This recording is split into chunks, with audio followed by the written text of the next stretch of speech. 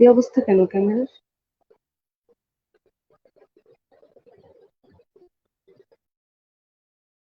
First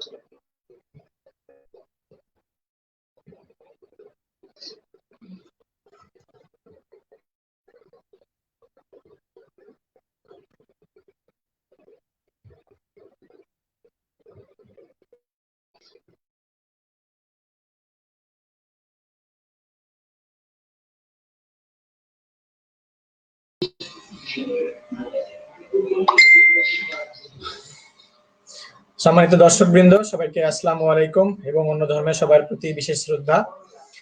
সম্প্রতি আমরা পূজা শেষ করেছি এবং অন্য সব ধর্মের প্রতি শুভেচ্ছা জানিয়ে আমরা আমাদের আজকের লাইভটি শুরু করতে যাচ্ছি। আমাদের আজকের লাইভের টপিক এবং আজকের লাইভ কাদেরকে নিয়ে সে বিষয়ে আপনারা নিশ্চয়ই সকলেই অজ্ঞ রয়েছেন, সকলেই জানেন যে আজকের লাইভে কারা আমাদের রয়েছেন অতিথি হিসেবে। আমি নিজেও আজকের লাইভের অতিথি। আমার যিনি হোস্ট তার কাছে আমি আমার অনুষ্ঠানটি আজকে হস্তান্তর করব। তাকে হস্তান্তর করার আগে একটু জানিয়ে দিই, তার হয়তো বা একটু নেট সমস্যার জন্য সে একটু পরে আমাদের সাথে সংযুক্ত হচ্ছেন। দর্শকবৃন্দ, সবাইকে বলে দিতে চাই যে আজকের লাইভটি ঘ ইউনিট নিয়ে সম্পূর্ণ এবং পূর্ণাঙ্গ একটি গাইডলাইন আমরা দেওয়ার জন্য চেষ্টা করব। সেই চেষ্টার পিছনে আপনাদের একটু সহযোগিতার প্রয়োজন আমাদের। সেটি হচ্ছে যে আপনারা যদি আমাদের এই ভিডিওটিকে সবার মাঝে শেয়ার করে সবার মাঝে ছড়িয়ে দেন, তাহলে আমাদের অনেকেই আপনার অনেক যে বন্ধু এখনো নোটিফিকেশন পায়নি সে ইনশাল্লাহ চলে আসবে, আমাদের সাথে যুক্ত হবে। তাই আমরা আপনাদেরকে অনুরোধ করব এই ভিডিওটি সবাই শেয়ার করবেন, শেয়ার করে আমাদের সাথে যুক্ত থাকবেন। দর্শক, অ্যাডমিশন ক্র্যাকার্সের পক্ষ থেকে আজকের এই অনুষ্ঠানে আবার আপনাদের সবাইকে স্বাগতম জানাচ্ছি। সেই সাথে আমি মাজিদুল ইসলাম রাকিব আমাদের আজকের অনুষ্ঠানটি পর্যালোচনা করার জন্য এবং পরিচালনা করার জন্য সঞ্চালিকা মিশমি রহমানকে আজকের অনুষ্ঠানটি হস্তান্তর করছি। দর্শক, আসছেন মিশমি রহমান, আইন বিভাগের শিক্ষার্থী। আসসালামু আলাইকুম। ধন্যবাদ রাকিব। আসসালামু আলাইকুম। অ্যাডমিশন ক্র্যাকার্সের পক্ষ থেকে আরো একটি লাইভ। আজকে আমাদের সাথে যে তিনজন বন্ধু আছে সবাইকে চেনে, সবাই এদেরকে চেনে, খুব পরিচিত মুখ আমাদের মাঝে। তিনজনই ঢাকা বিশ্ববিদ্যালয়ে পড়াশোনা করছে, খুব পরিচিত মুখ আপনাদের মাঝে। আমাদের সাথে আছে আমার ব্যাচমেট মাজিদুল ইসলাম রাকিব, যিনি বিজ্ঞান বিভাগ থেকে ঢাকা বিশ্ববিদ্যালয়ের ঘ বিভাগে প্রথম হয়েছিল গত বছর অ্যাডমিশন পরীক্ষায়। এছাড়া আছে মুনিম আল আজাদ, আছে সৈকত। এরা দুজনেই বিজ্ঞান বিভাগ থেকে। মুনিম আল আজাদ ঘ ইউনিটে প্রথম হয়েছে এবং সৈকত দশম হয়েছে। মাজিদুল ইসলাম রাকিব পড়ছে আইন বিভাগে, মুনিম আল আজাদ পড়ছে অর্থনীতি বিভাগে, সৈকত মুনিম আল আজাদ একটু মিস্টেক হয়ে গেছে, ইকোনমিক্স, ঠিক আছে।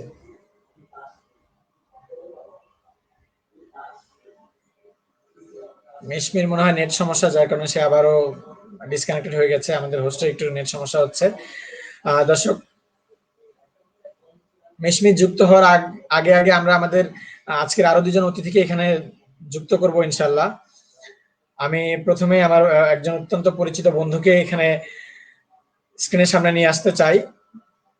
আমরা সেই ঘ ইউনিট ভর্তি পরীক্ষার প্রথম দিন থেকেই ভর্তি পরীক্ষার ফলাফলের দিন থেকেই আমরা একসাথেই রয়েছি এবং আমাদের দেখা হয়েছে, আমাদের কুশলাদি অত্যন্ত ভালোভাবে বিনিময় হয়েছে। সে আর কেউ নয়, মুনিম আল আজাদ। আমি মিশমিকে বলবো আমাদের অতিথিদেরকে এক এক করে পরিচয় করিয়ে দিতে এবং এখানে অনুষ্ঠানে তাদেরকে আমন্ত্রণ জানানোর জন্য। মিশমি, আমি তোমাকে অনুষ্ঠানটি আবারও পরিচালনা করার জন্য অনুরোধ জানাচ্ছি। আচ্ছা, ধন্যবাদ রাকিব। দুঃখিত, একটু নেটের সমস্যার জন্য হয়তো ডিসকানেক্টেড হয়ে গিয়েছি। আজকে যে তিনজন ব্যাচমেট আছে আমাদের, তিনজনই ঢাকা বিশ্ববিদ্যালয়ের খুবই পরিচিত মুখ, নতুনদের কাছে আরো পরিচিত। এখন অ্যাডমিশনের যে সিজনটা চলছে, সবাই প্রতিনিয়ত তাদেরকে যেই পরামর্শ দেওয়ার জন্য নক করছে, তাই তিনজনকে নিয়ে হাজির হয়ে গেছি আমি মিশমি আজকে অ্যাডমিশন ক্র্যাকার্সের আরো নতুন একটি লাইভে। বিজ্ঞান বিভাগ থেকে তিনজন হলেও তিনজনেরই টার্গেট কেন মেডিকেল বুয়েট কিংবা ইঞ্জিনিয়ারিং না হয়ে হলো ঢাকা বিশ্ববিদ্যালয়। তাদের তিনজনেরই স্বপ্ন কেন ঢাবিকে কেন্দ্র করে গড়ে উঠেছে সেই গল্পটাই শুনবো, তবে তাদের মুখ থেকে। আচ্ছা, পরিচয় করে দিচ্ছি। প্রথমেই রাকিব কথা বলা শুরু করে দিয়েছে সঞ্চালককে ছাড়াই, ওকে সবাই চেনেন আপনারা। আছে রাকিব, মাজিদুল ইসলাম রাকিব। ও ছিল বিজ্ঞান বিভাগ থেকে ঢাকা বিশ্ববিদ্যালয়ে ঘ ইউনিটে দ্বিতীয় হয়েছে গত বছর অ্যাডমিশন টেস্টে, এখন পড়ছে আইন বিভাগে। আমাদের সাথে আছে মুনিম আল আজাদ, যে পড়ছে অর্থনীতি বিভাগে। গত বছর অ্যাডমিশন টেস্টে ঘ ইউনিটে যিনি হয়েছিলেন প্রথম। এছাড়া আমাদের সাথে আছে সৈকত, যিনি এখন পড়ছে ফাইন্যান্স ডিপার্টমেন্টে।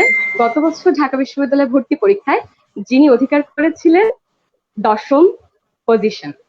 তোমাদের সবাইকে বা প্রত্যেককে খুবই খুবই স্বাগতম এবং অনেক ধন্যবাদ। আসলে এখন বোধহয় নিজের ব্যক্তিগত কাজ কিংবা ডিপার্টমেন্টের অনলাইন ক্লাস নিয়ে প্রত্যেককেই একটু একটু ব্যস্ত। সেসবের মধ্য থেকেও আমাদের কথায় রাখতে কিংবা জুনিয়রদের কথা চিন্তা ভাবনা করে তুমি লাইভে এসেছো, তোমরা 3জনই এসেছো, তার জন্য তোমাদেরকে অসংখ্য ধন্যবাদ। শুভ সন্ধ্যা কিংবা শুভরাত্রি। আমরা এখন শুরু করবো আমাদের আজকের লাইভটি। আচ্ছা, একটু 3জনকে ছোট্ট করে জানতে চাই কেমন লাগছে এক বছরের এই প্রাপ্তি, আজকের দিনে স্বপ্ন পূরণ হয়েছে, আজকের দিনটার সেই অতীতটুকুকে স্মরণ করে কেমন লাগছে? সবাই যদি একটু একটু করে বলতাম, 3জন।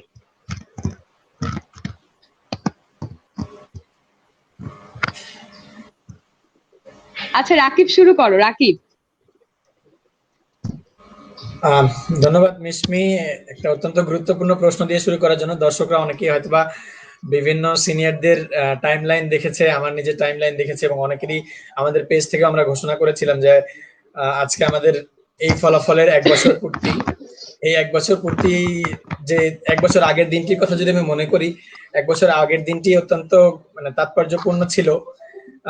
আমার বন্ধু ছিল রাগিব নূর, যে 2 দিন আগে এখানে লাইভে এসেছিল, 27 তারিখে রাতেই এসেছিল লাইভে। তো যখন তার রেজাল্ট হলো তখন আমার বাবা এমনিতে শখ করে আমাকে বলেছিলেন যে তোর বন্ধু রাগিব নূর তো সারা দেশে প্রথম হয়েছে, যদি তুই বাবা তোর রেজাল্টটা যদি প্রথম দ্বিতীয় তৃতীয়ের মধ্যে থাকতো।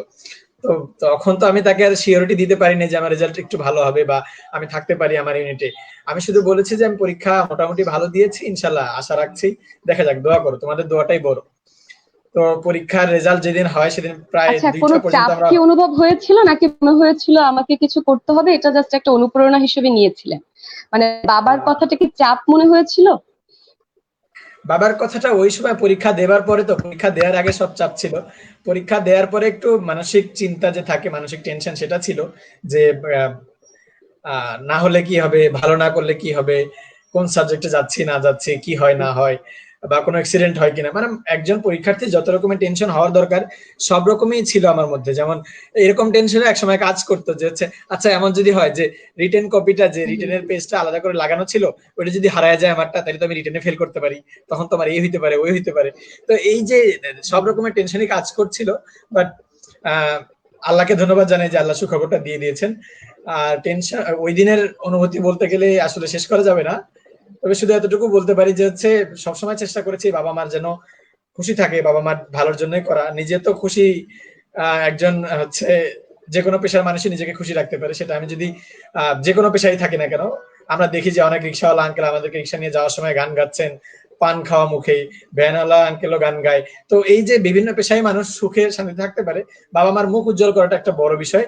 তো বাবা মার মুখ উজ্জ্বল করতে পারবো কিনা এটা নিয়ে একটু চিন্তিত ছিলাম। রেজাল্ট দেওয়ার পরেই বাবাকে কল করেছিলাম যে বাবা আমি সারা দেশে দ্বিতীয় হয়েছি। ওই সময় বাবা চিৎকার দিয়ে উঠেছিল যে আমার ছেলে সারা দেশে দ্বিতীয় হয়েছে। আমার মাকে বলছিল যে হচ্ছে রাকিবের মা, আমার ছেলে সারা দেশে দ্বিতীয় হয়েছে। এই যে চিৎকার দিয়ে বাবার যে গর্বের এই চিৎকারটা জীবনে অনেক বড় পাওয়া। আসলে ওই পাওয়াটার জন্য হয়তো বা এতদিন অপেক্ষা করেছি। ধন্যবাদ আল্লাহকে যে আমাকে সেই সমর্থনটা দিয়েছে। আমার অনুভূতি ওই মুহূর্তে শুরুর অনুভূতিটা এইটুকুই ছিল আর কি। আরো বড় অনেক কিছু বলা যেতে পারে, এতটুকুই বলতে চাই। ধন্যবাদ। আচ্ছা, ধন্যবাদ রাকিব, আপনাকে অনেক ধন্যবাদ। আপনি নিশ্চয়ই বেশ পরিশ্রম করেছেন, যেটার ফলটা আজকে আমরা পাচ্ছি, আপনি নিজে পাচ্ছেন, বাবা মা পাচ্ছে, পুরো দেশ পাচ্ছে।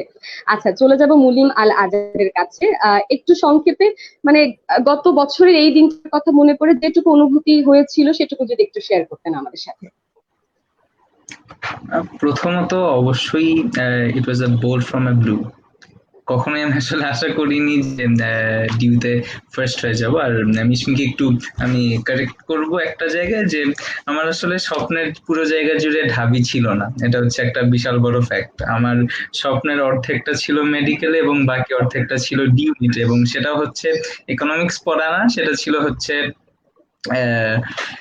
আইআর পড়া, ইন্টারন্যাশনাল রিলেশনস পড়া। সো যাই হোক, ভাগ্যচক্রে আজকে ইকোনমিক্সে চলে এসেছি, কিন্তু রেজাল্টে যখন প্রথম রেজাল্টটা দেয়, একেবারে ইনস্ট্যান্ট যেই অনুভূতিটা কাজ করেছে সেটা হচ্ছে অবিশ্বাস।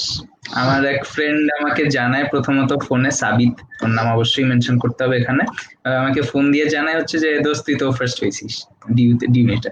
তো আমি প্রথমে একেবারেই লিটারেলি মনে করছি আমার সাথে মজা করতেছে। তো আমি তারপরে, তখন আমার অ্যান্ড্রয়েড ফোন ছিল না, অ্যাডমিশনের পুরো সময়টা আমি অ্যান্ড্রয়েড ফোন চালাতাম না, আর তখন তো বেশ কিছু এক্সাম আরো বাকি ছিল, তো তখন আমার কাছে অ্যান্ড্রয়েড ফোন ছিল না। তো আমি এই মেসেজ দিয়ে চেক করলাম যে আসলে রেজাল্টটা ঠিক কিনা। তো তখন আমি আসলে দেখলাম যে 1। আমি তারপরও সেটাকে বারবার খুঁটায় খুঁটায় দেখতেছিলাম এটা কি আসলেই 1 নাকি আমি কিছু মিস করে যাইতেছি, কিন্তু লাস্ট পর্যন্ত দেখলাম যে না, এটা আসলে সিরিয়ালটা 1। তারপর আমার শেষ পর্যন্ত বিশ্বাস হওয়ার পর আমি প্রথম মাকে ফোন দিই। মাকে ফোন দেওয়ার পর যেটা বললাম, আমি আমার অর্ধেকটা স্বপ্ন জুড়ে ছিল মেডিকেলে পড়া, বাকি অর্ধেকটা জুড়ে ছিল আইআর পড়া। সো মেডিকেলে আমার রেজাল্ট খুবই বাজে হয়, মা সেটা জানতেন, এবং অ্যাকচুয়ালি সেই মোমেন্টটায় ফ্যামিলি থেকে যেই সাপোর্টটা আমি পেয়েছি এটা আসলে আমি মনে করি বিশাল ভাগ্যের ব্যাপার। আমি কখনো এমন প্রেশারাইজ করা হয় নাই যে তুমি মেডিকেলে চান্স পাও নাই, এখন তোমার কি হবে, কিন্তু শেষ, তোমার শেষ। সো ওই টাইমটায় অনেক সাপোর্ট পেয়েছিলাম, এবং রেজাল্টের পর তো অবভিয়াসলি মা খুব খুশি হন। আর যেমনটা রাকিব বললো, আসলে যখন আমরা কিছু একটা পাই সেটা আমাদের পেরেন্টসদেরকে জানাতে পারি এবং তারা গর্ববোধ করেন, সেটা আসলে আমাদের প্রাপ্তির একটা বিশাল জায়গা। মনে হয় যে তারা আমাদের পেছনে যে কষ্টটা করেছেন অ্যাটলিস্ট কিছুটা হলেও তাদেরকে রিটার্ন করতে পেরেছি, এই জায়গাটা থেকে একটু ভালো লাগা কাজ করে। সো মা ফোন ধরে বললেন ঠিক আছে, আর আই হোপ তুমি এখন আর এই যে মেডিকেলে চান্স পাও নাই সেটা নিয়ে আর মনে কোনো কষ্ট নাই, কাজ দেখো আল্লাহ তোমার জন্য যেটা ভালো রাখছেন এইখানে একটা বিশাল সম্মান আমি মনে করি আল্লাহর পক্ষ থেকে, যে এতগুলো স্টুডেন্টের মধ্যে বাংলাদেশের সেরাদের মধ্যে ফার্স্ট হয়ে যাওয়া, এটা আসলে বিশাল একটা আল্লাহর দান আমার প্রতি, আমি বলবো। তো সেই কথাটাই মা আমাকে বললেন, এন্ড অবশ্যই প্রথমে অবিশ্বাস এবং সেখান থেকে একদম আটমোস্ট কৃতজ্ঞতা, এই দুটো ফিলিংস লাগা, তারপর ভালোবাসা তৈরি ভাবের প্রতি। ওটাই। আচ্ছা, অসংখ্য ধন্যবাদ মুনিম আপনাকে। সাথে থাকুন আমাদের, তার পরবর্তীতে ফিরে আসছে। আচ্ছা, এবার একটু সৈকতের কাছে চলে যাব। একই প্রশ্ন, ঠিক কেমন ছিল অনুভূতিটা গত বছরের এই দিনে? Thank you Mishmi. আমি প্রচুর চাপ অনুভব করতেছিলাম, কারণ I had 1 bullet and 1 shot. আমি শুধু ডিউনিটের কোচিং করেছিলাম, এখন ডিউনিট কোচিং করে যদি চান্স না পাই তাহলে ব্যাপারটা খুবই খারাপ হয়ে যেত।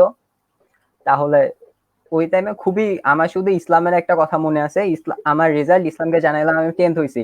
ইসলাম বলে তুই 10th হয়েছিস, তার মানে আমি কততম হব? কিছুক্ষণ পর শুনেও সেকেন্ড হয়েছে। মানে ইসলামের রেজাল্ট করে খুবই খুশি হয়েছিলাম। ওই দিন খুবই প্রেশার কাজ করতেছিল, বস ইউনিট ছাড়া আমি কিছু কোচিং করিনি। ইউনিট কোচিং করে তারপরেও যদি পজিশন না পাই, মানে মান সম্মানের ব্যাপার হয়ে যাবে তখন। আমি এখানে একটু অ্যাড করতে চাই, ধন্যবাদ যারা দেখছেন মিশমি, আমি এখানে একটু অ্যাড করতে চাই, মানে যারা যেসব ছোট ভাইয়া ও বোনরা দেখছেন তাদেরকে অ্যাড করতে চাই। সৈকতের কথাটা শুনতে পেয়েছেন যে শুধু ডি ইউনিটের কোচিং করছি, যদি পজিশন না পাই তাহলে মান সম্মান চলে যাবে। তো যারা দেখছে, অনেকে ডি ইউনিটের কোচিং করছে, এখানে রয়েছি আমরা, অনেকেই বলি যে ডি ইউনিট থেকে ভাইয়া কোনো মতো চান্স পাইলেই চলবে। ডিটারমিনেশনটা কেমন হওয়া উচিত, সৈকতের এই 2 লাইনের মধ্যে মনে হয় ক্লিয়ার হয়ে গেছে, যে শুধু ডি ইউনিট করছি, পজিশন না পাইলে কেমন দেখাবে। তো ডি ইউনিট অবশ্যই অনেক বড় একটা সম্মানের জায়গা, আল্লাহ আমাদেরকে সম্মানটা দিয়েছেন, বাট এই যে ডিটারমিনেশনটা থাকা অনেক জরুরি বলে আমি মনে করি। যারা শুধু রিড করছি তাদের এই ডিটারমিনেশনটা থাকা জরুরি। একদম রাকিব, একদম। আচ্ছা, তোমাদের তিনজন এমসিকিউ আমার চেয়ে অনেক ভালো হয়েছিল। এমসিকিউ সে আমার থেকে প্রায় হচ্ছে 2.85 নম্বর এগিয়ে ছিল। তো আমি ধরে নিয়েছিলাম যে সৈকত, যেহেতু 12 ক্যারেট কলেজে আমরা কাউন্ট করি আর কি, আমি মনিমকে স্ক্রিনে নিয়ে আসছি, 12 ক্যারেট কলেজে আমরা কাউন্ট করি। তো 12 ক্যারেট কলেজে যখন কাউন্ট করে দেখি যে সৈকতের মার্ক এমসিকিউ হাইয়েস্ট, তখন আমি ধরে নিয়েছিলাম যে সৈকত 1 থেকে 10 এর মধ্যে শিওর থাকবে, আর আমি তার থেকে একটু পিছনে থাকবো, কারণ তার থেকে 3 মার্কের মতো আমি পিছনে। তো আমি ধরে নিয়েছিলাম যে সৈকতের হচ্ছে হয়তোবা আশেপাশেই থাকবো, সৈকত দাদা হয়তোবা তার আশেপাশে আমাদেরকেও রাখবে। দাদাকে টিজ করতাম যে সৈকত তোমার ডিপার্টমেন্টে যাইতে দিও ইয়া। তো এই যে ডিটারমিনেশনটা সৈকতের, এই ডিটারমিনেশনটা আমার মধ্যেও ছিল, যে ভালো কিছু করতে না পারলে কি হবে। তো সেই দিক থেকে আমরা সবাই প্রেসার ছিলাম আর কি। ওই হচ্ছে আমাদের দুইজনের একটা কমন ব্যাচ ছিল, যার মেসেঞ্জার গ্রুপ ছিল, যেখানে একটু পরপর বলতেছিলাম কেউ কারো রেজাল্ট পাইছিস, না নেট প্রবলেম, কেউ কারো পাইছিস, না নেট প্রবলেম, লোডিং, কেন নেট দেখায়, বাংলাদেশ কি উন্নয়ন করছে, কেন, এই কি এই যে আমাদের উত্তেজনাটা কাজ করতেছিল। এতটুকুই বলতে চাচ্ছি। মিশমি, তুমি তোমার মানে পার্টটা টান পরে টান একটা উত্তেজনা ছিল তিনজনের মধ্যেই, বোঝা যাচ্ছে বেশ। আর আজকের একটা ছোট্ট লাইভের মাধ্যমে আমরা তিনজনকেই ফিরিয়ে নিয়ে যেতে পেরেছি সেই গত বছরের এই দিনটায়। তো আসলে ব্যক্তিগতভাবে আমি খুশি, কারণ আর নতুনরা যারা আছে আজকে লাইভে যুক্ত কিংবা দর্শকদের উদ্দেশ্যে একটা কথা বলতে চাই, সেটা হচ্ছে অনেকেই মনে করে ভর্তি পরীক্ষাটা কি শুধুমাত্র একটা ভর্তি পরীক্ষা। অনেকের কাছে এই ভর্তি পরীক্ষাটাই হচ্ছে সারা জীবনের জন্য একটা স্বপ্নময় দিন। আপনারা আজকে ওদের কথাগুলো শুনেই বুঝতে পারছেন যে একটা ভর্তি পরীক্ষার সাথে জড়িত প্রত্যেকটা খুঁটিনাটি বিষয়, পয়েন্ট, নম্বর, কোন সাবজেক্টে পড়েছিল, কিভাবে এসেছে এই পর্যন্ত, সবার কাছে সেই ব্যাপারগুলো এতটা গুরুত্বপূর্ণ, একদম সতেজ ভাবে আছে, একইভাবে স্মৃতিতে আছে। তাই আমাদের যারা জুনিয়ররা আছে আজকে লাইভে, ওদেরকে একটা কথাই বলবো যে admission test is not admission test, it's a memory for your future, it's a way to find happiness for your future. তো সাথে থাকো। আর তিনজনকে অনেক ধন্যবাদ, মানে এত চমৎকার করে বলার জন্য, সেই স্মৃতিটুকু, ভালো লাগাটুকু সবার সাথে। আসলে আমি নিজেও আমরা যেহেতু একই ব্যাচের, নিজের কথাগুলো মনে পড়ছিল যে আসলে সত্যি কথা, যেদিন হচ্ছে ডি ইউনিটের রেজাল্টটা দিয়েছিল, ধরুন আমাদের মতন যাদের সি ইউনিট হয়নি, ডি ইউনিট ঘ বিভাগ একটা মাত্র ভরসা, এখানে না হলে কি হবে, এমন কিছু চিন্তা ভাবনা, তারপর রেজাল্ট শো করা যে হ্যাঁ আমিও চান্স পেয়েছি এখানে, আমারও পড়ার যোগ্যতাটুকু হয়েছে এখানে, আমিও থাকবো এখানে 4টা বছর কিংবা আরো বেশি। এটা সত্যি অভূতপূর্ব, অভূতপূর্ব। এবারে একটা কমন প্রশ্ন, খুব সাধারণভাবে আমাদের বাংলাদেশের প্রেক্ষাপটে আমরা যেটা বলি, আমি কিন্তু বলে নিচ্ছি আমাদের বাংলাদেশের প্রেক্ষাপটে, যে বিজ্ঞান বিভাগ থেকে কেউ পড়াশোনা করছে তার মানেই কিন্তু সে বুয়েট কিংবা মেডিকেল কিংবা ইঞ্জিনিয়ারিং এর যে কোনো সাইটে চলে যাবে। সায়েন্স থেকে পড়াশোনা করে ঢাকা বিশ্ববিদ্যালয়ে আসাটাকে মনে হয় যেন কখনো বাবা মার জোর করে চাপিয়ে দেয়া, কখনো বাবা মার বিরুদ্ধে গিয়ে চলে আসা। তো আসলে তিনজনের কাছেই আবার আমি রাকিবকে দিয়ে শুরু করতে চাই। বিজ্ঞান বিভাগে এত ভালো পড়া এবং বোর্ডেও খুব ভালো পজিশন ছিল, পুরোটা সময় সফলতা জুড়ে ছিল, তুমি ক্যাডেটে ছিলে, সেখান থেকে বুয়েট নয়, মেডিকেল নয়, ঢাকা বিশ্ববিদ্যালয়ের স্বপ্নটা কি নিজে থেকে তৈরি হয়েছিল, নাকি পারিপার্শ্বিক কোনো একটা কারণ, কারো কোনো মতামত কিংবা কোনো উপদেশ, বা কেন ছিল ঢাকা বিশ্ববিদ্যালয়, কেন তোমার প্রথম চয়েস ছিল, কেন বুয়েট মেডিকেল ছিল না? এটা একটু জানতে চাই। আচ্ছা, ঠিক আছে। এই কোয়েশ্চেনটা মিশমি জিজ্ঞেস করেছে, কিন্তু এইরকম প্রশ্নের সম্মুখীন আমি একবার নয় 1000 বার হয়েছি, এবং every time I hated that question very much. তো এই প্রশ্নের সম্মুখীন বারবার হয়েছি। লাস্ট টাইম বলে দাও। হ্যাঁ, লাস্ট টাইম বলে দিচ্ছি। বাচ্চারা আর কখনো ওকে জিজ্ঞেস করবে না কেন বিজ্ঞান থেকে ঢাকা বিশ্ববিদ্যালয়, এটা কিন্তু শেষবার। হ্যাঁ, রাখি। তো ছোটবেলা থেকে রেজাল্ট অনেক ভালো ছিল, যে স্কুলে পড়তাম সেখানে ফার্স্ট সেকেন্ডের মধ্যে থাকতাম, রেজাল্ট ভালো করতাম, তো সবাই ধরে নিয়েছিল যে ইঞ্জিনিয়ার ডাক্তারি পড়াশোনা করবে। ক্যাডেট কলেজে যাওয়ার পরে তো খেলাধুলায় একটু ভালো ছিলাম আর কি, আলহামদুলিল্লাহ চলে, মানে খেলাধুলায় ভালো ছিলাম, স্পোর্টস গুলোতে ভালো করতাম, ক্যাডেট কলেজের পারিপার্শ্বিক অ্যাক্টিভিটিস গুলো ভালো করতাম। তো তখন সবাই ধরে নিয়েছিল, বাবা মারও অনেক ইচ্ছা ছিল যে আমি সশস্ত্র বাহিনীতে জয়েন করব। সৈকত আর আমার আইএসএসবি একই সাথে হয়েছিল, আমরা আইএসএসবি দিনগুলো মনে করতে পারছি আর কি, যে আইএসএসবি দিনগুলোতে মানে কতটুকু ইচ্ছুক ছিলাম বা কি ছিলাম না ছিলাম। তো অনেক বেশি ইচ্ছা ছিল বলা যায়। তো আমার একটু হাইটের সমস্যা, ওইখানে একটু হাইটের জন্য হয়তো পিছিয়ে পড়েছিলাম। তো এইখানে যখন আইএসএসবি না হয়, ওইটা আমার ভেঙে পড়ার একটা কারণ ছিল, যে আমি ভেঙে পড়ছি একটা কারণ, এটা একটা কারণ, মানে এইটা আমার ভেঙে পড়ার একটা কারণ। দ্বিতীয়ত আর একটা কারণ হচ্ছে, আর একটা কারণ ছিল এই যে আমার একটু আর্থিক সমস্যা ছিল, আমি বলেছিলাম। তো ক্যাডেট কলেজে পড়াশোনা হয় আলহামদুলিল্লাহ অনেক ভালো হয়, কিন্তু যারা আমার মতো একটু কম মেধাবী বা পড়াশোনার চেয়ে বেশি একটু আড্ডা দিতে পছন্দ করেছি, বা একটু হচ্ছে অন্যান্য কাজ করেছি বেশি, বা ক্যাডেট কলেজের অন্য কাজগুলো বেশি করেছি, যারা একটু পড়াশোনা কম করেছি, তাদের জন্য হয়তোবা এই আর্থিক এই ভ্যাকেশনে গিয়ে পড়াশোনা করে সেটা জরুরি ছিল। তো ভ্যাকেশনে গিয়ে পড়াশোনা আমি করে আসতে পারি নাই অতটা, যার কারণে আমার একটু বেসিক অতটা স্ট্রং ছিল না, যার জন্য আমি হচ্ছে এই বেসিক দুর্বল হওয়ার কারণেই সায়েন্স থেকে সরে আসার একটা সিদ্ধান্ত নেই। যে প্রথমত আমি বেসিক আমার একটু দুর্বল, পিছিয়ে পড়ছিলাম সায়েন্সে। দ্বিতীয়ত হচ্ছে আমার ইচ্ছা এরকম যে হচ্ছে আমি প্রশাসনের দিকে একটু যাব, যেখানে গেলে একটু পাওয়ার টাওয়ার থাকবে, যেহেতু সেনাবাহিনীতে হয়নি তখন আমার ইচ্ছা ছিল হচ্ছে যে আমি বিসিএস বা এই টাইপ কিছুতে আসবো। তো ডাক্তার ইঞ্জিনিয়ার হলে হওয়া যায়, কিন্তু আমিও হয়তোবা এই ক্যাডেট কলেজে বেশি কুইজ কম্পিটিশন গুলোতে যোগদান করতাম, লাইক আন্তঃ হাউস কুইজ প্রতিযোগিতা হতো, তারপরে বাংলা এবং ইংরেজিতে আমার পারফরমেন্স অনেক ভালো ছিল এক্সাম গুলোতে। এর আগেও বলেছিলাম যে হচ্ছে পরীক্ষার মধ্যে যদি আমরা এই বন্ধু বান্ধবরা হালকা একটু যে অসৎ উপায় অবলম্বন করার চেষ্টা করতাম, তো বাংলা এবং ইংরেজিতে ওইদিকে আমার পারফরমেন্সটা একটু ভালো ছিল, বাংলা ইংরেজিতে ভালো ছিলাম বিদায় আর কি। তো এইখান থেকে মানে দেখলাম যে আমার জন্য সুবিধা বাংলা ইংরেজি জিকে আমি পারছি, ভালো ভালো করছি, এই দিক থেকে ডি ইউনিটের দিকে টান, যে হ্যাঁ আমার জন্য মনে হয় এটাই ভালো। হয়তোবা যদি এমন হতো যে বাংলা ইংরেজি জিকে ভালো করতে পারছি না, তখন হয়তোবা আমি হচ্ছে ইঞ্জিনিয়ার বা ডাক্তারের দিকে জোর করে হলেও চলে যেতাম, যদি আমার মনের ইচ্ছা ওইদিকে খুবই কম ছিল। একে তো আমার বেসিক একটু দুর্বল ছিল বলে মনে করি, দ্বিতীয়ত আর একটা জিনিস আমি মানে অনেস্ট অ্যান্সারটা দিচ্ছি, একে আমার বেসিক দুর্বল, দ্বিতীয়ত আমার ইচ্ছা কম ছিল, কারণ আমি একটু কষ্ট কম করতে পছন্দ করি। যদিও লতে এসে একটু কষ্ট করতে হচ্ছে, বাট আলটিমেটলি কষ্ট কম করতে পছন্দ করি, যেখানে কষ্ট কম সেদিকে আমি যাইতে বেশি পছন্দ করি। সো ডি ইউনিট আমার জন্য সুবিধার মনে হয়েছে, যেখানে মানে আমি যেগুলো পারি সেগুলোই আমি কাজ করতে পারছি। আমার পারতেছি হচ্ছে বাংলা ইংরেজি আমি আগে থেকেই ভালো পারি। তো একটা ম্যাথ 2-3 পেজ করার পর রেজাল্ট নিয়ে আসা বেশি সহজ, নাকি নুরুল দিনের কথা মনে পড়ে যায় কবিতাটা পুরোটা একবার গুনে একবার লিখলাম, আমি নুরুল দিনের কথা মনে পড়ে যায় কবিতায় নুরুল দিন শব্দটা আছে 11 বার বা 13 বার, এটাই আমার কাছে বেশি সহজ মনে হয়েছে। আর বাংলা দ্বিতীয় পত্র ইংলিশ দ্বিতীয় পত্র আমি ভালো পারতাম, যার কারণে আমার ডি ইউনিটের প্রতি আশা, ডি ইউনিটের প্রতি আসক্তি কাজ করেছে। তো এই দিক থেকে এই ইউনিটের দিকে আসা, এবং প্রত্যেকবার দেখতাম এই যে আমাদের ইউসিতে টিচার ছিলেন সাইদ আব্দুল্লাহ ভাইয়া, তারপরে আরো সিনিয়র ছিলেন আবির ভাইয়া, ক্যাডেট কলেজ থেকে প্রত্যেকবার টপ করতেন আর কি, প্রত্যেকবারই ফার্স্ট সেকেন্ড থার্ড এর মধ্যে থাকতেনই ক্যাডেট কলেজ থেকে। তো এই যে ওনারা টপ করতেন, ওনারা আমাদের জন্য ইন্সপিরেশন ছিলেন। আমার ইচ্ছা ছিল যে এই ফিল্ডে আসলে ইনশাল্লাহ আমিও টপ করতে পারবো, একদিন আমার ছবিও পেপারে ছাপবে, একদিন আমার ব্যানার ফেস্টুন হচ্ছে পেপারে আসবে, বা দেয়ালে দেয়ালে টাঙানো থাকবে, মোড়ে মোড়ে টাঙানো থাকবে, কোচিং এ থাকবে। এই যে এই স্বপ্নটা থেকে তাড়না আর কি, যে সবচেয়ে বড় তাড়না এখানে যে একদিন ওই ভাইয়াদের জায়গায় নিজেদেরকে নিয়ে যেতে পারবো বলে আশা রাখি, সেই ইচ্ছাটা থেকে আসলে আচ্ছা, তার মানে আজকে যে টপার রাকিবকে আমরা দেখি, এই টপ করার একটা ইন্টেনশন বরাবরই ছিল, বা একটা ইচ্ছে ছিল যে না, যে আমি যাই করি একটা এমন জায়গায় আমি সেটা করব যেখানে আমি টপ করতে পারবো, কিংবা হ্যাঁ 10 জনের সামনে আসতে পারবো, 10 জনের ইন্সপিরেশন হতে পারবো, এটা একটা ইচ্ছে ছিল তো।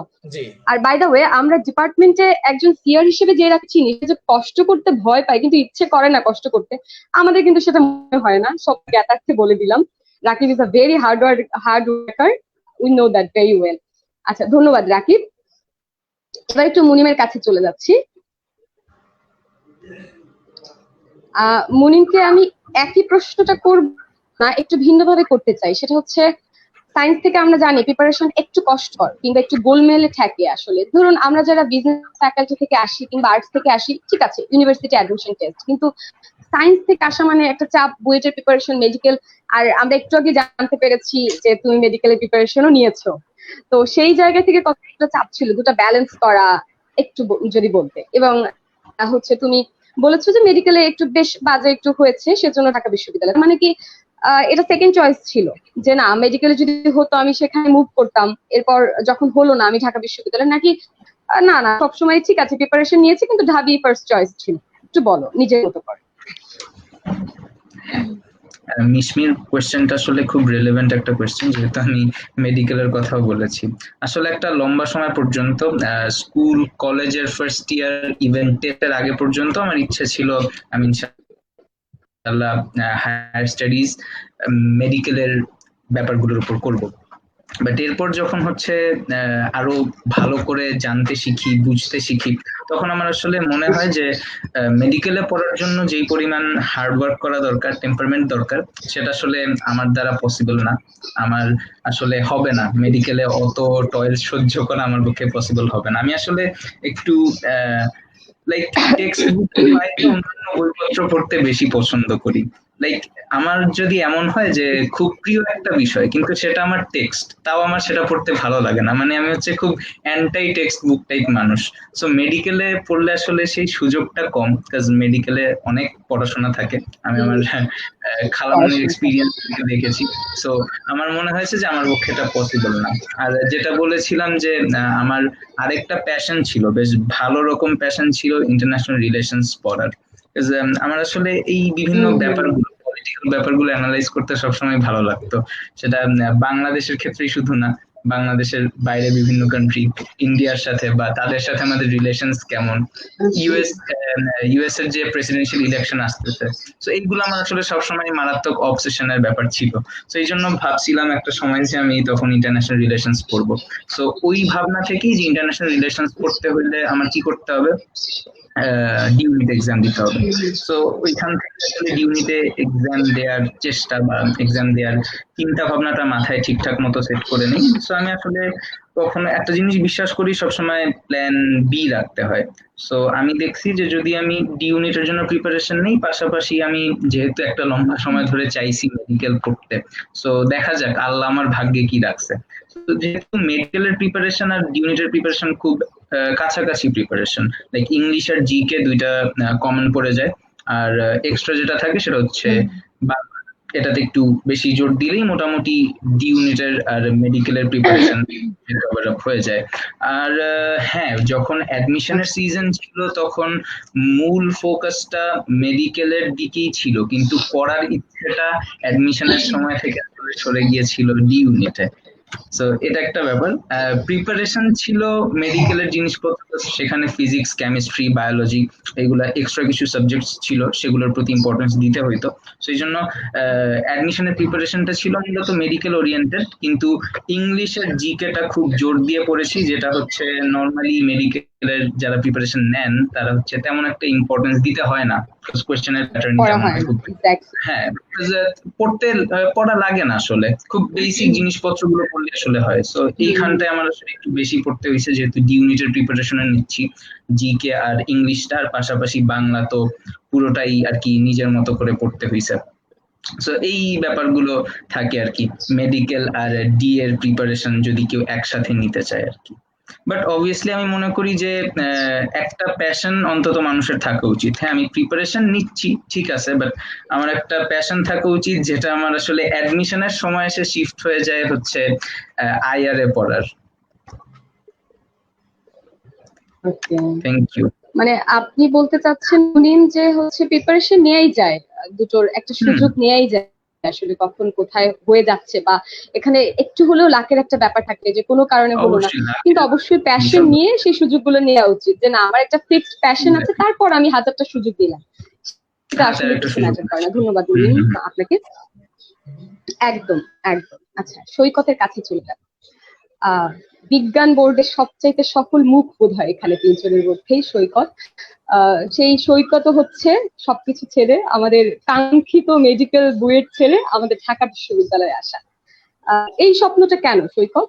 ঢাকা বিশ্ববিদ্যালয়কে নিয়ে কি কোনো আবেগঘন ঘটনা আছে, কিংবা প্রথম কখন এই স্বপ্নটা শুরু হয়েছিল? একটু ব্যতিক্রমী শুনতে চাই সৈকতের কাছ থেকে, ব্যতিক্রম কিছু, যে ভালো লাগাটা স্বপ্নটা তৈরি হয়েছিল। সৈকত বলার আগে আমি বলবো, রাকিব বড্ড বিরক্ত করছে তুমি রাকিব। যে ভাইয়ারা দেখছো সেই ভাইয়াদেরকে একটু জানিয়ে দিই, যারা ডি ইউনিট নিয়ে অনেক ইতস্তত বোধ করে, দ্বিধা বোধ করে, তাদেরকে একটু জানিয়ে দিচ্ছি আমি যে আমাদের সৈকত ভাইয়া বা সৈকত বন্ধু, এই বস ভাইয়া হচ্ছে দিনাজপুর শিক্ষা বোর্ডে গত বছর বোর্ড, রাগিবুর ভাইয়া তো ফার্স্ট হয়েছে, তার মার্ক ছিল হচ্ছে 1235 দিনাজপুর শিক্ষা বোর্ডে এইচএসসি তে। তো তার তো বায়োলজি ছিল। তো আমাদের এডুকেশন বোর্ডের পজিশন কাউন্টের জন্য ফোর্থ সাবজেক্ট বাদ দিয়ে আলাদা একটা কাউন্টিং আছে। সো আমাদের সৈকত ভাইয়া কিন্তু তার টোটাল মার্কস 1235 ছিল। আমি বলে রাখতেছি, সৈকত ভাইয়ার টোটাল মার্কস 1235 ছিল, এবং সৈকত ভাইয়ার বোর্ড প্লেস কিন্তু ওই যে 1235। হ্যাঁ, তো তাকেও আমরা কিন্তু বোর্ড ফার্স্ট হিসেবে ধরে রাখতাম, এবং বোর্ড ফার্স্ট একটা ছেলে ধরে নাও মার্কসের দিক থেকে, সে হচ্ছে আমাদের ডি ইউনিটে আসছে। তোমরা যারা দ্বিধাবোধ করো, তারা কিসে দ্বিধাবোধ করতেছো আমাকে একটু কমেন্ট করে জানাই যে ভাই আমি এই জন্য দ্বিধাবোধ করতেছি। আর আরেকটা বিষয়, সেটা হচ্ছে সৈকতের কিন্তু হচ্ছে ওই বোর্ডের যে হচ্ছে মার্কিং সিস্টেম, সেইটা থেকে সৈকতের হচ্ছে আসছিল পজিশন বোর্ড 7th, এবং সৈকত এসএসসি তেও বোর্ডে প্রথম 20 জনের মধ্যে ছিলেন। দুইবার বোর্ডে টপ 20 মধ্যে থাকা, বোর্ড স্ট্যান্ড করা একজন ডি ইউনিটে আসছেন। সৈকত মনে হয় আমাকে প্রিপারেশনের জন্য হেল্প করতে আসছিল আর কি অ্যাডমিশন টাইমে। থ্যাংক ইউ সৈকত। আচ্ছা সৈকত, আমারও তাই মনে হচ্ছে। সৈকতের অন্য গল্প আমি জানি, অন্য কোনো গল্প আছে নাকি, আবার এমন কিছু যে বন্ধুত্বের একটা 21 শতকে একটা নতুন কিছু, মানে মিছিল বা মিসাইল তৈরি করার জন্য, যে না। হ্যাঁ সৈকত, শুনতে চাই সৈকতের কাছ থেকে। ধন্যবাদ রাকিব, ধন্যবাদ মিশে। আমি ফ্র্যাঙ্কলি বলছি, আমার আমি প্রসেস অফ এলিমিনেশনের মধ্য দিয়ে গিয়েছি। আমার শুরুতে ক্লাস 10-এ এসএসসি লেভেলে যখন বায়োলজি পড়তাম তখন মনে হয়েছে বায়োলজি আমাকে দিয়ে হবে না, মানে মেডিকেল আমাকে দিয়ে সম্ভব না। তো আমি যখন 11-এ উঠি তখন হচ্ছে বায়োলজির বদলে স্ট্যাটিস্টিক্স পড়া শুরু করি, পরিসংখ্যান পড়া শুরু করি, মানে মেডিকেল সেক্টরটা আমার ওখানে বাদ।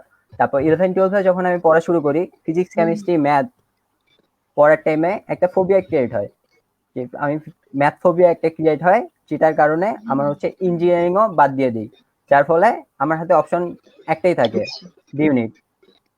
সেই জন্য আমি ডি ইউনিট কোচিং করি এবং বাকিটা আমার স্পেসিফিক কোনো স্বপ্ন ছিল না। মানে আমার হচ্ছে প্রসেস অফ এলিমিনেশন, মেডিকেল করব না, ইঞ্জিনিয়ারিং করব না, মেডিকেল ইঞ্জিনিয়ারিং বাদ দিলে আমার বাকি একটা জিনিস থাকে, ডি ইউনিট। তো আমার ডি ইউনিট কোচিং করতে হয়েছে। আর ম্যাথ ফোবিয়া থাকার কারণে ইঞ্জিনিয়ারিং কোচিং করতে পারিনি, আর মেডিকেল অপশনটা তো আগেই বাদ দিয়ে দিয়েছিলাম, সেই জন্য ডি ইউনিট কোচিং করা। আচ্ছা, তোমাদের তিনজনের মধ্যে আমি একটা ব্যাপার খুব বেশ লক্ষ্য করছি বেশ ভালোভাবে, সেটা হচ্ছে ঠিক আছে সায়েন্স থেকে আমি ইউনিটে আসছি, কিংবা সাবজেক্ট চয়েসের ক্ষেত্রে আমি কারো আইআই পছন্দ ছিল, এখন ইকোনমিক্স পড়ছে, কেউ মেডিকেল প্রিপারেশন নেওয়ার পরও এখন এখানে। কিন্তু তোমাদের মধ্যে কনফিউশন ব্যাপারটা আমি ততটা দেখছি না। মানে মোটামুটি নিজেকে আগে স্থির রেখেছো যে ঠিক আছে যাই করি আমি ওখানে পৌঁছবো এবং ভালো কিছু করবো, তাই তো?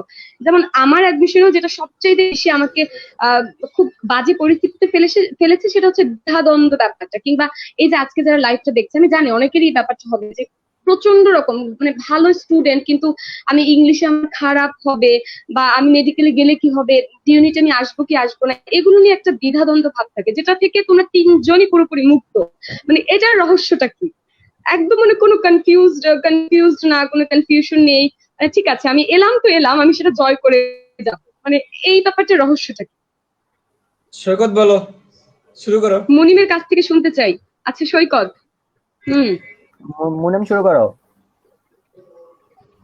ওকে, আমি শুরু করতেছি। আসলে অ্যাডমিশনের সময় সবচেয়ে বড় চ্যালেঞ্জ যেটা থাকে, মিশমি যেটা বললা, যে কনফিউশনের পাশাপাশি আরেকটা ব্যাপার থাকে, সেটা হচ্ছে প্রেশার। আর এই প্রেশার যতটা না ফ্যামিলি থেকে আসে, ফ্যামিলি থেকে থাকে কিছু, বেশিরভাগটা আসে আশেপাশের যেই ভাবি সমাজ মাদের থাকে, তাদের পক্ষ একদম। থেকে।